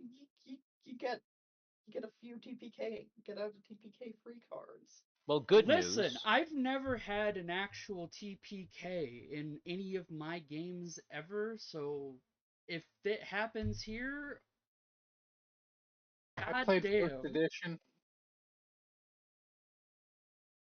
Huh? Legit. I said I played first edition.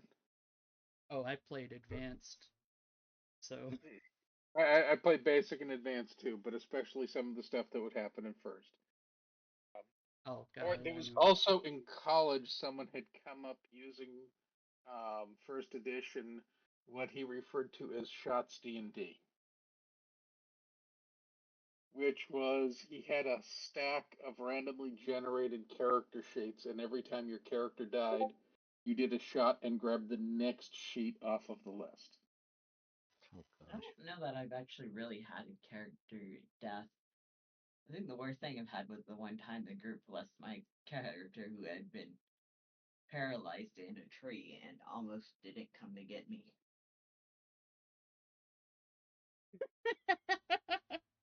I had a TPK once, but in my defense, the enemies were invisible vampires who all cast fireball. It depends. I've had a couple. I've run into a couple, especially online, where the thought of afterwards was, if the GM wants you dead, there's nothing you can do about it. Exactly. And some Yeah, of the the stuff group that I was was put with in, it was one of those. Yeah, this is. You sit there and you just kind of shake your head on and going, yeah, this just wasn't. You didn't try to balance out anything. You want to slam a, you know, second or third level group with an adult dragon, yeah, they're going to die. oh, Type deal. You want to tell the Distant. story? Yeah. If you're done with your skills on your main sheet, do you wanna do your skills on Your Yeah. falcon sheet? Yeah, I forgot all about that. I kind of have like a migraine going on right now, and it's a little difficult to think. By the way, I've only spent 40. I'm pretty sure I've spent like 14 points so far. 14? Okay. Yeah. Um, I haven't actually put any in the survival, which I do want to do, and I'm not sure how much would be good.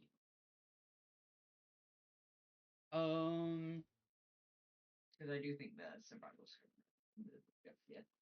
honestly, I would, since you have dodge, you have fighting,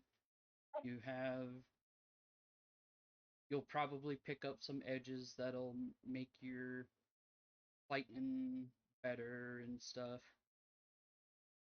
I can. I wouldn't mind putting a couple points in shooting just for like not necessarily it's just backup plan, I guess.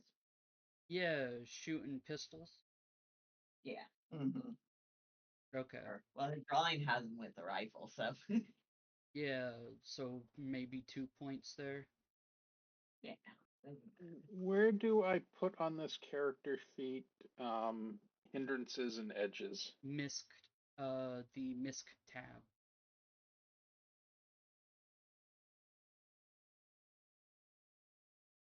And is it just type every? There's no Yeah, it's just copy paste. Sorry about that, Mythic. Forgot Yeah. I had your sheet open. I thought I had my sheet open that I use to clarify things. Really good. I stuck 2 in the shooting, and then I put 3 for the survival. Okay, so how many points is That that? brings me up. That brings me up to 19, actually. 19? Then put an extra point into fighting. Fuck it. Yeah.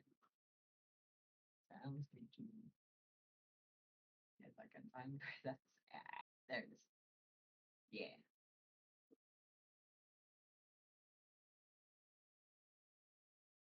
So,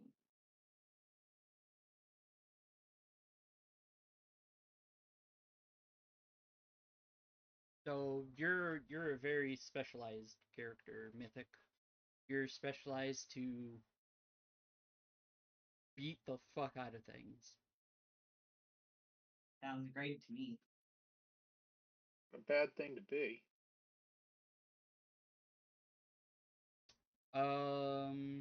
I was kind of planning on going melee anyways, and then there was the conversation where someone was saying that we didn't really have that cover, so I'm more than happy to go that way. Yeah. Well, especially since your main focus is transforming into a werewolf, so Exactly. which you might not want to do in the middle of town, so it's a good thing that you put like a couple points into shooting. Yeah. Why don't you want to transform in the middle of town? I can just deal with Yeah, what could go wrong? What's the worst that could happen? That caused I saw that cause a great amusement in Vampire the Masquerade LARP. we're here to help. They can just deal with our werewolf Right. Yeah. and our vampire. Look, unless you're causing shit, I ain't gonna cause shit. That would I define as causing shit might be a little What are you, Distant? might be a little hot headed. I mean, let's see. You could be a vampire too. Yeah, I was thinking about that. I mean, the options are really only two choices of vampire and werewolf, from what I understand. So Um. You could be a There's also You could be a Herod. we could, but I'm not the most interested in being a Herod, Yeah. particularly for this. But there are two different types of vampires that And I said that. yeah. I don't know what book are that. Let's see, and I don't. Rascals, Varmints, and Critters 2. Okay.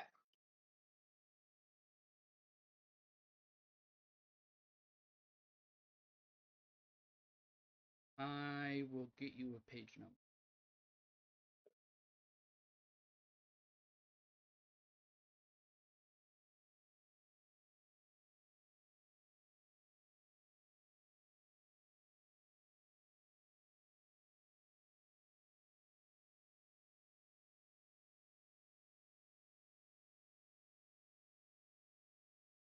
The Book o' Curses.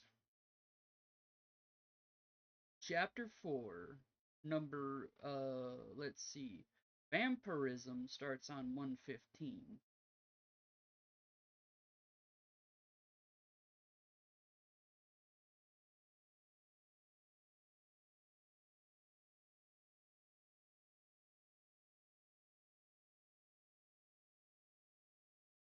Okay.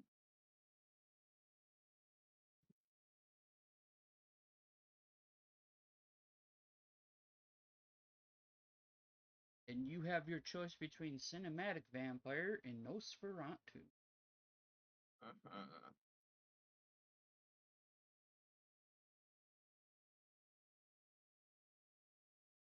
Which reminds me, Sean, what type of vampire are you being? I'm figuring it's going to be cinematic. I see. More interview with a vampire than yeah. I'm someone who needs to give you an idea. I've put in 3 points into bluff and 4 points into persuasion. Nice. I'm figuring he's kind of a face.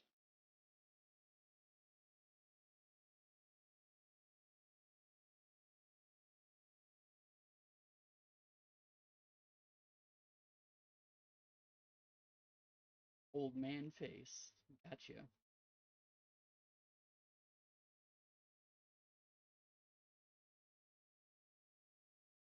Um,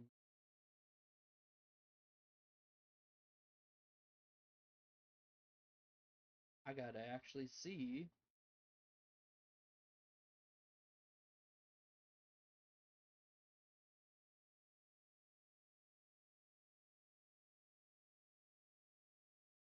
And Something. I could see, I haven't looked at it, assuming um, it's going to be a vampire. I could also see, depending on how it is, the what is the undead one, but I'm thinking the vampire probably fits a little better. You know, I could easily see I woke up one day in New Orleans and voodoo shit had happened to me, but I think the vampire works better. Without knowing the specifics.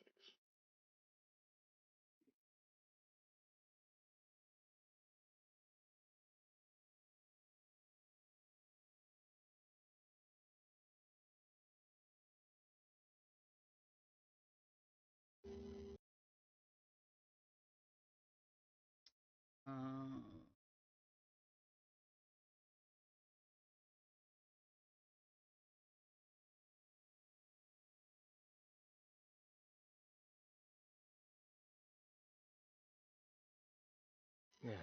Now that I'm not getting to narrow, I'm looking through the other edges to see what I'm going to get.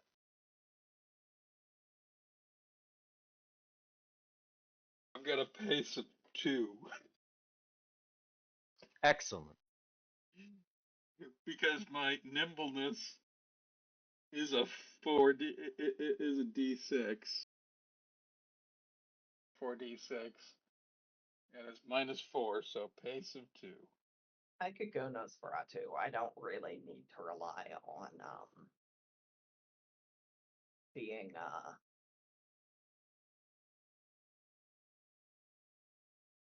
charismatic. Oh, you sure you want to be a Nosferatu? They're kind of, No, no, I'm not.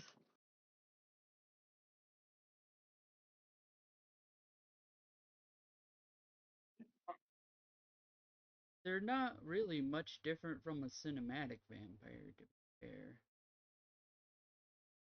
Except for their looks. Yeah, except for their looks. Well, not true. They are mostly driven by their bloodlust. That's more of a qualitative thing, and you can't really, and it's really up to the marshal and the player to decide what that means. But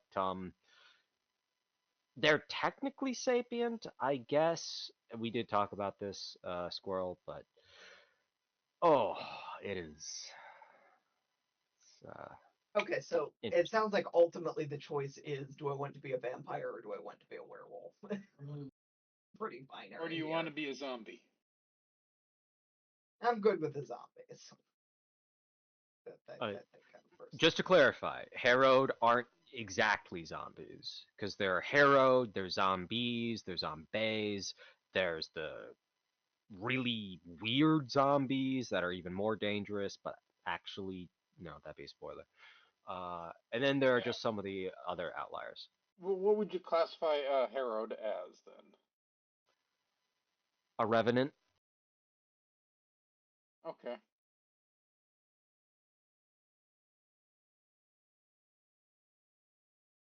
A body possessed by a vengeful spirit. Yes. And the person who was originally in that body. Yeah.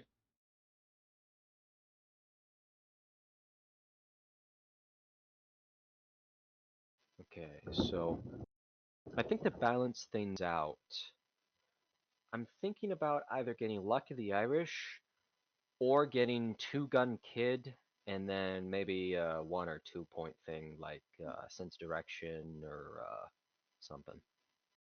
Would be nice to have somebody that has a sense of direction. Yeah, but I can figure that out anyway. It's called a compass. Joke's on you, I can't afford a compass. Look, all of our phones have Google Maps. It's fine. Yeah. Just confuse everyone. Alright, so So for Marshall. powers, I think that it would be prudent, um, because everybody was a werewolf in the other game. I gave everybody 8 points instead of 5. But because we have vampires, werewolves, and maybe even harrowed, uh, no, they aren't exactly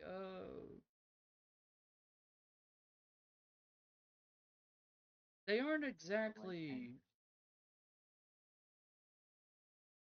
two sides of the same coin, you know? Yeah. Each one has varying level of power. Hmm.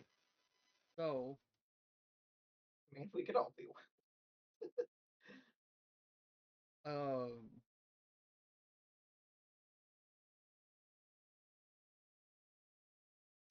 I'm thinking the normal 5 points for powers for both vampires and werewolves would be fine.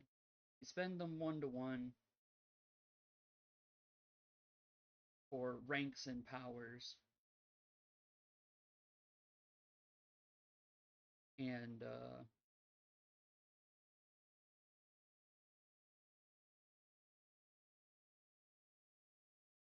yeah. Do you know what pages the edges are?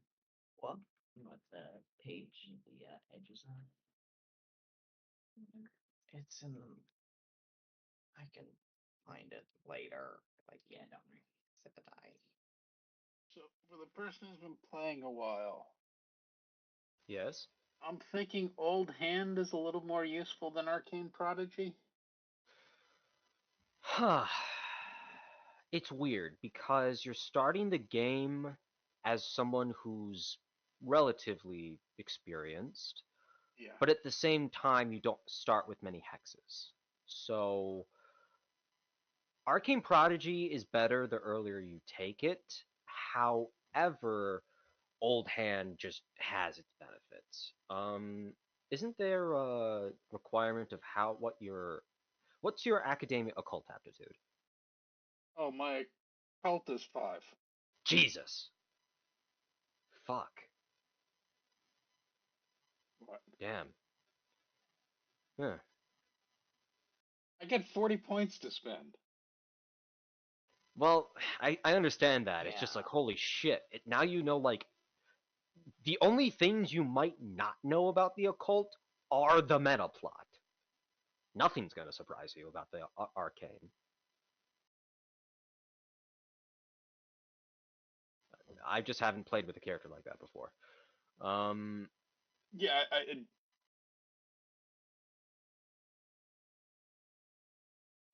And I can have you take a look at what I've done to see if it makes sense. Once I'm almost done with putting in my edges. hmm. But Yeah, so the next thing that you two have to do, Mythic and Distant, is edges and hindrances. I looked over edges. There's some the ones in the core. I mean, things related to like light would be useful, but nothing particularly jumps out at me. What page are the edges on? The page of the edges, page of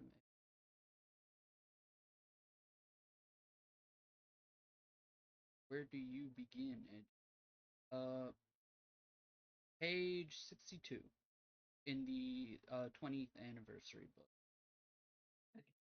There's also additional edges and hindrances in the archetype book. Okay. I might have to take off. I'm actually like Getting tired? getting tired and just getting a migraine, honestly. Alright. I can help you finish your character another day. Not fun. And as for you, Yeah, I don't Sean, yeah, Old Hand is gonna make your life safer. It wouldn't be unreasonable for you to get Old Hand before getting Arcane Prodigy. So I don't know how long your character's been a huckster. At most, it can only be like 23 years, depending on the exact year. probably I am throwing in 5 into hex slinging. Yeah. So yeah, I think Old Hand is the safe bet. Arcane Prodigy is to just make learning more Yeah. hexes easier. And But you could I'll obviously probably buy talk Arcane to you Prodigy later about in my game. character. But I'll look over and safety, read the stuff you'd when be I have taking the risk until you buy Old Hand. So So I'd say Old Hand, yeah, definitely. I think a lot of hucksters would rather get all. Arcane Prodigy rather than Old Hand because they think they're invincible, but Yeah, I'm just gonna help them later. makes sense. Yeah, let me do. Oh, yeah, so Marshall, as far as for my character, um, do you want me starting off with the uh, mad scientist background if my character hasn't learned how to do mad science yet? I don't have any points in mad science yet, but I'll obviously buy it as a concentration after my character finally is able to get his great awakening, so to speak. But what about the background, Edge? Um, you can pick up edges with bounty points, can't you? You can. They cost more.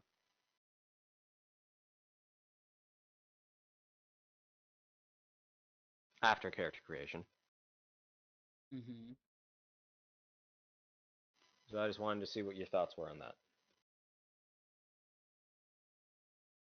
Um, I'd say pick it up now, and then we can role play out the Great Awakening. Okay.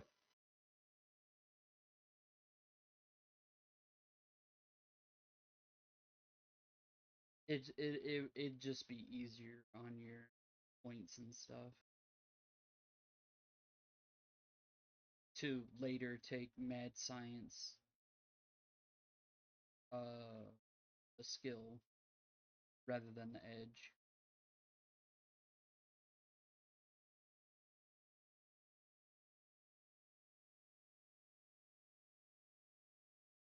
And if I'm anything, I'm on the side of the players.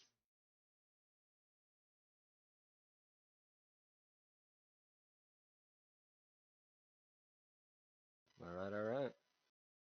I want to see you succeed. I think I'd rather have my character get a little bit more experience with unusual things before he acquires strong stomach, especially since he's not a medical doctor. But I will give him two-fisted.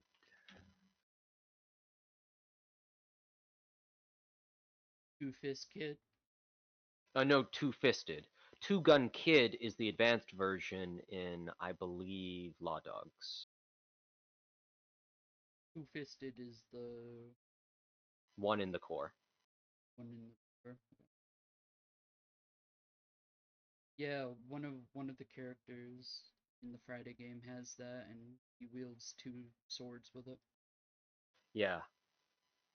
The neat thing about Two Gun Kid is if you have Two Fisted, you have to have it before you get Two Gun Kid. But if you get Two Gun Kid, it removes the penalty for using both attacks at once, which also translates to fanning a single action revolver, because it's -2 for the fact that you're trying to keep control of an automatic gun, which isn't designed for it, and -2 because you're trying to aim with one hand. So it's a -4 to fan the hammer. But if you get Two Gun Kid at the max value, you get that down to a -2 to fan the hammer. Then things get really fun. I see. Let's see if I can figure this one. Unfortunately, the book that has old hand can't copy and paste from. Yeah, that's the one downside of this. It's called Classic, right? What is? This version of Deadlands. Yes, Deadlands Classic. Deadlands Classic. Trying to see if anyone's already done it. If I search for Deadlands Classic Old Hand, because I am not a fast typer. Yeah. Old Hand's definitely the safe option. Is it possible to get it without Arcane Prodigy? I think so. Some people just aren't, as quick of learners to this new type of thing. And you're never too old to get better. Yeah. So you could get Arcane Prodigy later. Yeah, I'm going also with. So I'm doing 3 goes to Huckster, 2 to Brave, 1 to Strong Stomach, 1 to Gift of Gab. That seems like would be very, very useful. Ooh, that sounds like it could be fun. And then Old Hand. Because the Gift of Gab, even though I'm not trained in other languages, that pretty much negates that and allows me to pick them up quickly. Yeah, I think being able. Oh, go on. Especially when I'm trying to play effectively a face. Oh. What kind of social aptitudes are you getting? Aside from, of course, Gift of the Gab, the Edge, which helps you speak languages, and the fact that you're going to be a doctor. I've got 4 in Persuasion, 3 in Bluff. My Gambling's a 5. My Scrutinize is only a 1. I'm gonna need to work in getting that up higher. Okay. As long as you're cool with me playing a face. That's fine. I have a feeling we're going to be very different types of faces. And Okay. it's never a bad thing to back someone else up. Yeah, use that aid another action.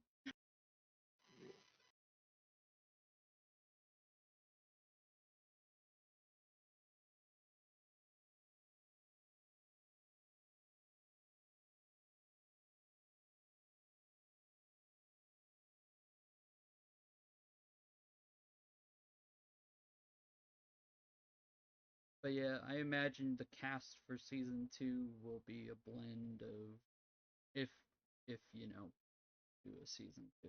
I don't know.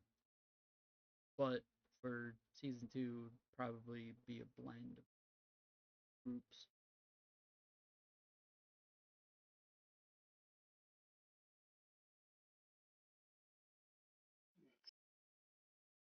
Did this guy do it correctly?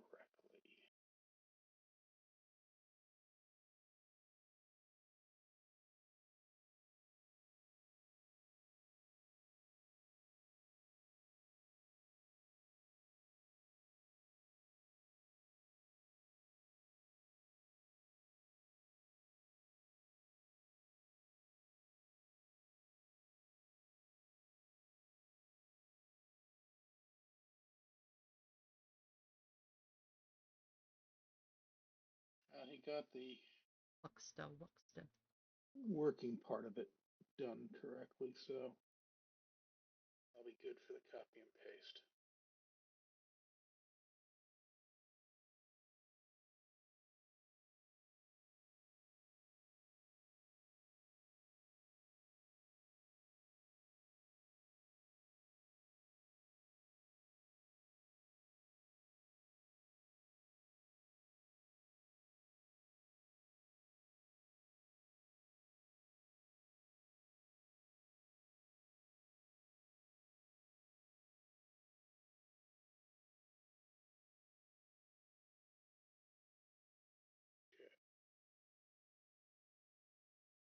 That gets me there.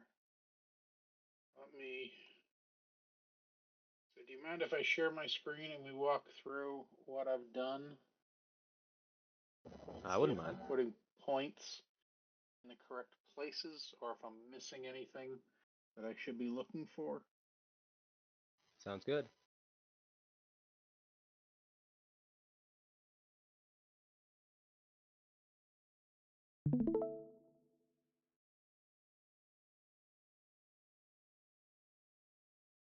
So, going down, I did in cognition my 4d10 because you said that, which is my strongest of my ones. And the only thing I put points into was scrutinize, which is 1 because I don't want it to be untrained because I just don't know if I've got enough other points. Search, you automatically get 1. Deafness, I didn't, nothing underneath it. I mean, shooting's good, but I'll get it some other time, so it's just 3d6. Knowledge is a 1d10, but I'm going with 5 on occult. I've got my home country, which is, I'm Oh, doing New just to Orleans. clarify, I that's don't, home county. Just want to make sure. oh, county. Yeah. So I Life just put was New Orleans. more dispersed back then. Okay. Why did that not work? That's stuck. You can't edit that. You just interpret that as whatever home county you lived Okay. in. I'm putting 1 in California just because I figured there'd be a reason why I'd be coming out this way. But I didn't have many other points to put there. I don't know how useful a 1 is, but it's still something. Medicine is 5, general is 5. I spent 3 for getting the surgery up to the same level as what medicine was. So Good to. the reason why you're out here in California is because there's a lead on a magical MacGuffin, the True Philosopher's Stone, that'll grant a wish, and your guys' wish is to become human again. Well, out of character, yeah, but is that something that, like, okay, you're not gonna have, like, oh, first session, this is you waking up and realizing you're monsters. No, is this like you're skipping past that first session? Yeah, you've been monsters for however long you have been monsters. Oh, okay. Meeting them's gonna be cool. Okay. So no other points there. I did 4 into persuasion. I figured I needed dodge. Climbing and sneak come in free. Down into quick draw. Yeah, and you pretty much don't.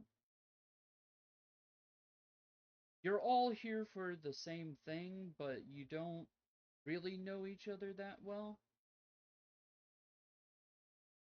And then Klyax is just here because humanitarian and research purposes. Yeah, meeting up with you guys will be fun. I'm Your going guts is good. 3, 5 for gambling. Guts. Don't forget to put the +2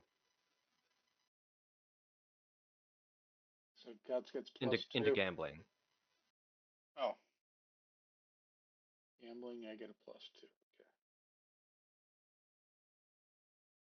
Okay. And then going over looking at my hindrances and edges. Hindrances, I went with Geezer 5, which got me the extra 10 skill points. I'm a pacifist, a heavy sleeper, and I like to smoke tobacco. All good, all good. Specifically a pipe. You gotta figure out which pipe. And I'm gonna go with arcane background, old hand, gift of gab, brave, and strong stomach. So I should These probably all move look a pretty good. +2. Yeah. Am I missing something? I know I'm gonna need to pick what my I know I'm gonna need to pick what my Gear is and stuff. well gear, but more importantly, which arcane abilities I'm getting. Right. Mm-hmm. Yeah, for hucksters, they're hexes. Yep. Hexes and tricks. I honestly think it all looks pretty good. Oh, here's a cheat. Get trinket. If you're gonna get a trick, get trinket. It's broken. Was there like a trinket trick in Suede? No. Okay.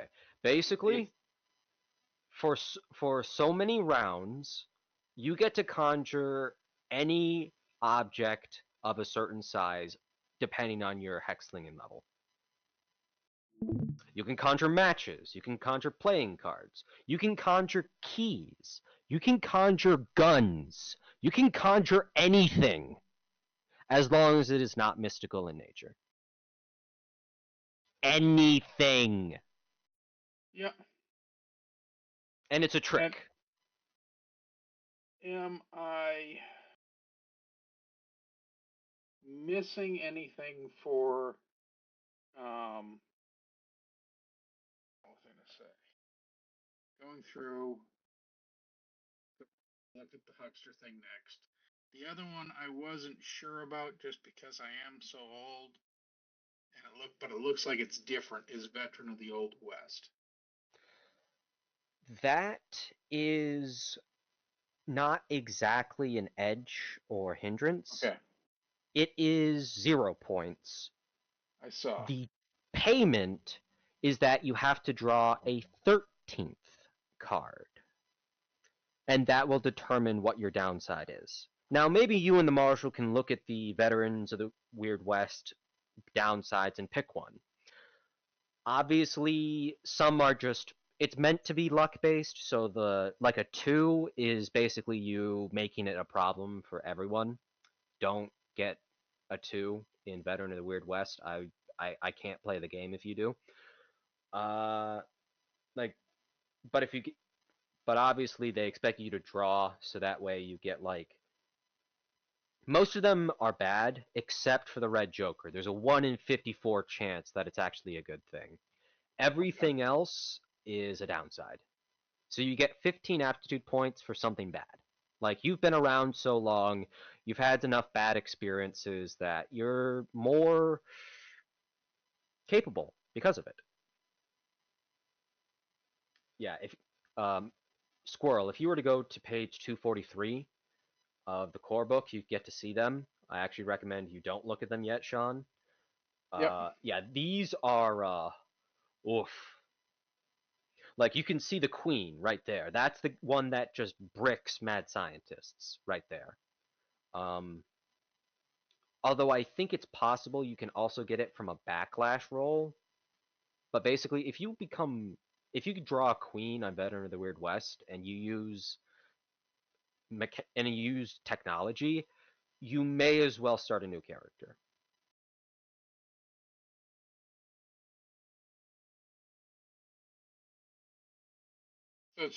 So it was bad, but it wasn't obscenely bad in Suede. These, True. oh my god, Yeah. some of these are extremely bad. Yeah, in There were a Suede, couple it of them that seemed were bad, but it wasn't. yes, they were pretty tame. Like for Mad Scientist, Insanity wasn't that bad. It was like a mechanical debuff or maybe one role playing quirk.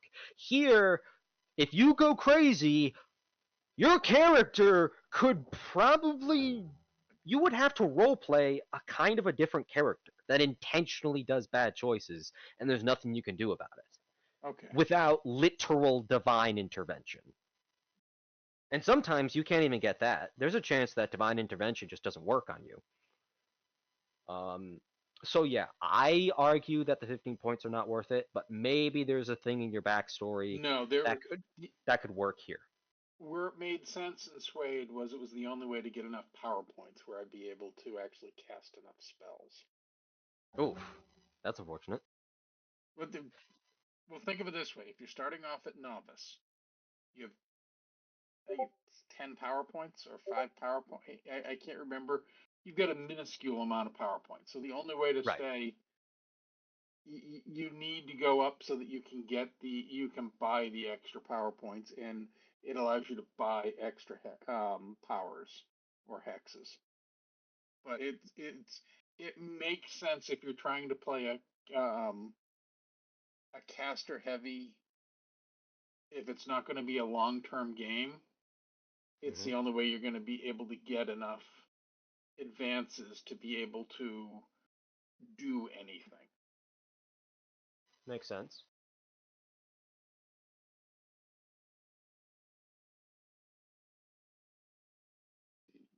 Every Huckster starts out with his hexslinging aptitude level. Huckster with hexslinging. Okay, so I get 5 hexes.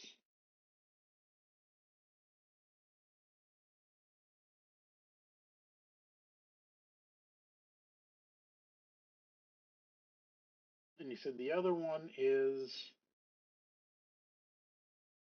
they're less. Um, what are the effectively cantrips called? Tricks, is it?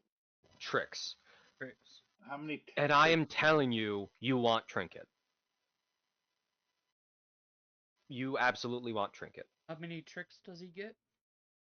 I don't remember. And am I missing any points that we have to spend? I don't think No. so. Everything looks good so far. It's all great. Okay. Both in terms I of was optimization and spending them. Nothing's out of no, place. I was wondering going through. You guys are talking about other points that you might have, or going through. I spent out. I took the die. I took the cards, distributed them. I had knowledge. The 3 ones that went were all D10, so that got me 30. I added another 10 because that got me 40 from my hindrance, and I put those all throughout. I'm wondering were there any So, other points, or the only other thing would be gear. Is from what you said. gear Yes. and vampire powers, since you're a vampire. Okay. And also your bonuses for being a vampire. But although all that you can find on page 115 of Rascal's Permits and Critters 2. But I'm giving y'all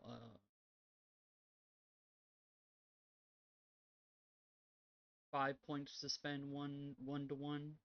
for ranks into powers. I think that's fair since there is such a like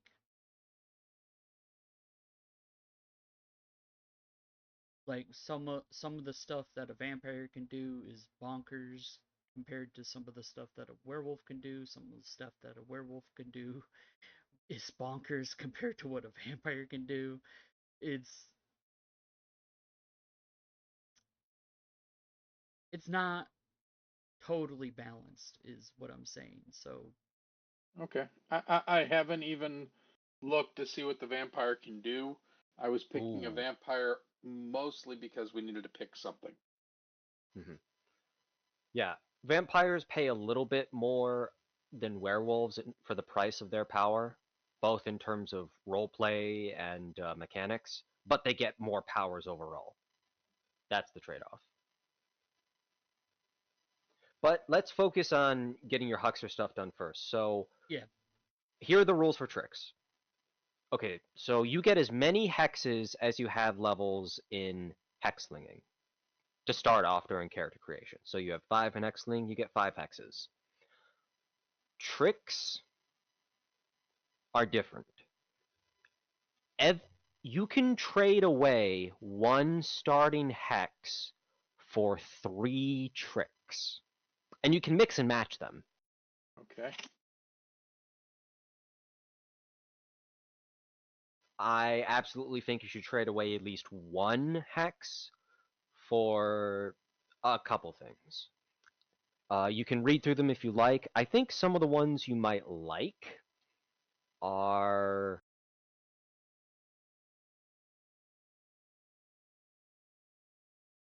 Let's see. Okay, not finish, although that is really good.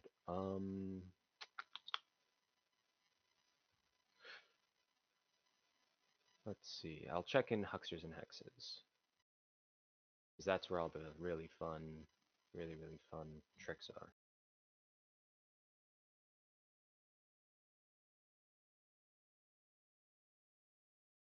Ooh, bandage is a nice trick.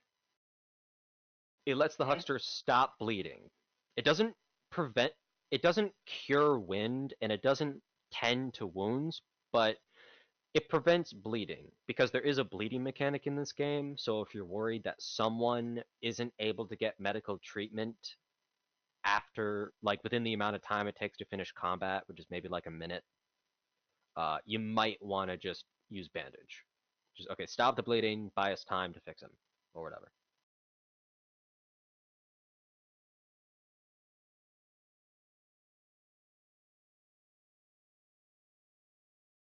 Those trinkets. Trinkets is a hex. Yes, You said trinket. you wanted to get. Let me see. I think. Let's see. Is it? I'm looking at Okay, it I right now. believe it is in. It's in the main book.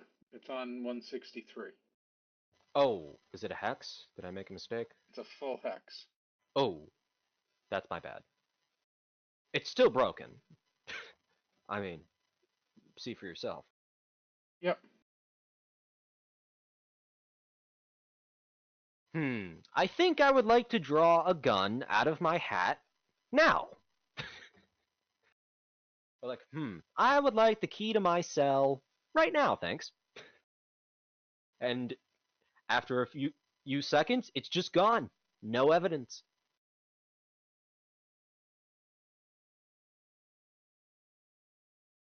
Good for magicians to draw specific playing cards. Good for getting money. Yeah. So what happens when it goes away?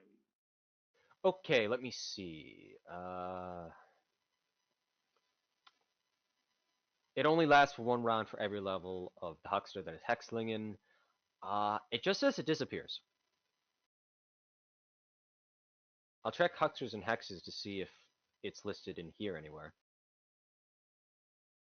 To see if it changes anything.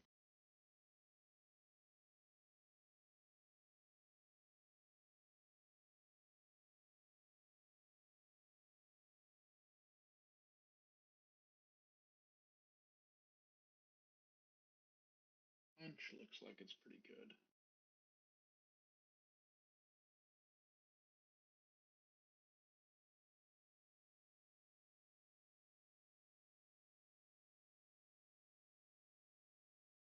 Oh my god. What? Sorry, I'm just looking at some of the hexes I haven't read, and it's amazing. Well, so far, Helping Hand is a must. I put Yes. down trinkets. I was Yeah. thinking about hunch. Might not be bad. Yeah, trinkets, what happens when the items go away? It just says it goes away, so, yeah, there's that. Good news, any gun you draw is fully loaded.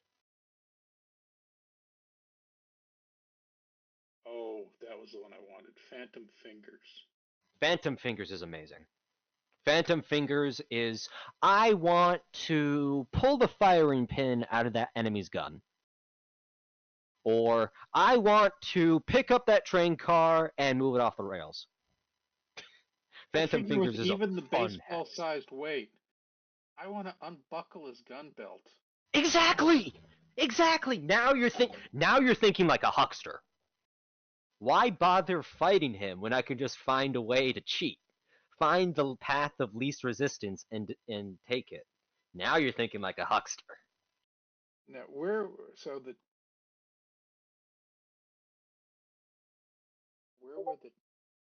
tricks listed? Okay, the tricks, that's in Hex Arcana. It's on page 23 of Hex Arcana.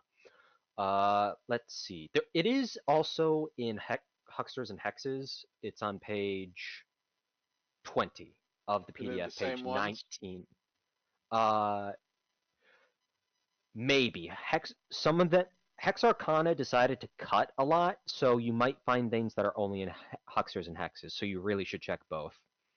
Okay. Bandage is a trick. Let's see.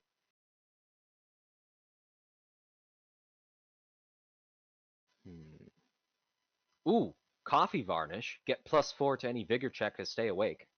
But you're a vampire, so I don't know if you need it. Compass, self-explanatory. You say that, but what goes through my mind as someone who was taught orienteering, Uh-huh. there was, and I love this one, when I was listening to someone who was going over wilderness survival. Apparently, out west, one of the states, when they have to rescue someone, Uh-huh. they've got like a standard list of questions. One of the questions was, "Did you have a map and compass?" Uh-huh. And almost everyone they rescued had those items. And then the very next question was, "Do you know how to use a map and compass?" And a large portion of them said no. Ah. Well, okay, so let me rephrase this. Compass automatically conveys the directions of north, south, east, and west to the huckster. It immediately orients the huckster to the immediate surroundings with this knowledge. Unfortunately, it's only valid for the huckster's current location. That's why it's a trick. I think there's probably a hex that helps, but I can absolutely see the hilarity of, yeah, I have the tools, but I refuse to learn them. I can absolutely see the humor in that, and the sadness that it causes, and even maybe the gloom. Ooh, here's another trick. I love this trick. Groom. Instantly clean up your clothes. Yeah, Removes that dirt and that was the grime, one they even said. going so as far as to shine your shoes. Doesn't work on stains, though. That was the one. I think that was the one that I looked at and went, "Oh yeah, I want that." All hucksters should have groom. All hucksters should just have groom. And I like the fact they just saw bandage works on others too. Oh, yes. So I tell you. that makes sense for me to have. Oh, yes. Absolutely. Let's Are there see. any offensive ones though? Offensive tricks. Oh, flare. Let's see. Okay, not bad, but I'm trying to think. I'm looking down with what I have, and what am I going to do in combat? Is a Okay, well, huge most question mark. offensive things are hexes. So I might want to I swap yeah. over. Like, is there something the equivalent of entangle? Let me check. I know there's got to be one for hucksters. I know there's one for the thing you and I talked about, squirrel, but you wouldn't have access to that, Sean. That's a different thing. I know there is. I just got to find it.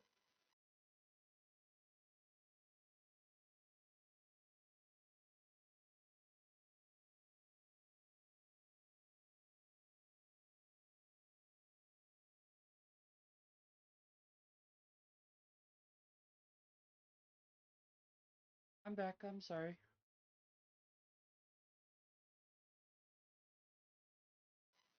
Yeah, just looking through hexes at the moment. Okay. Let's see.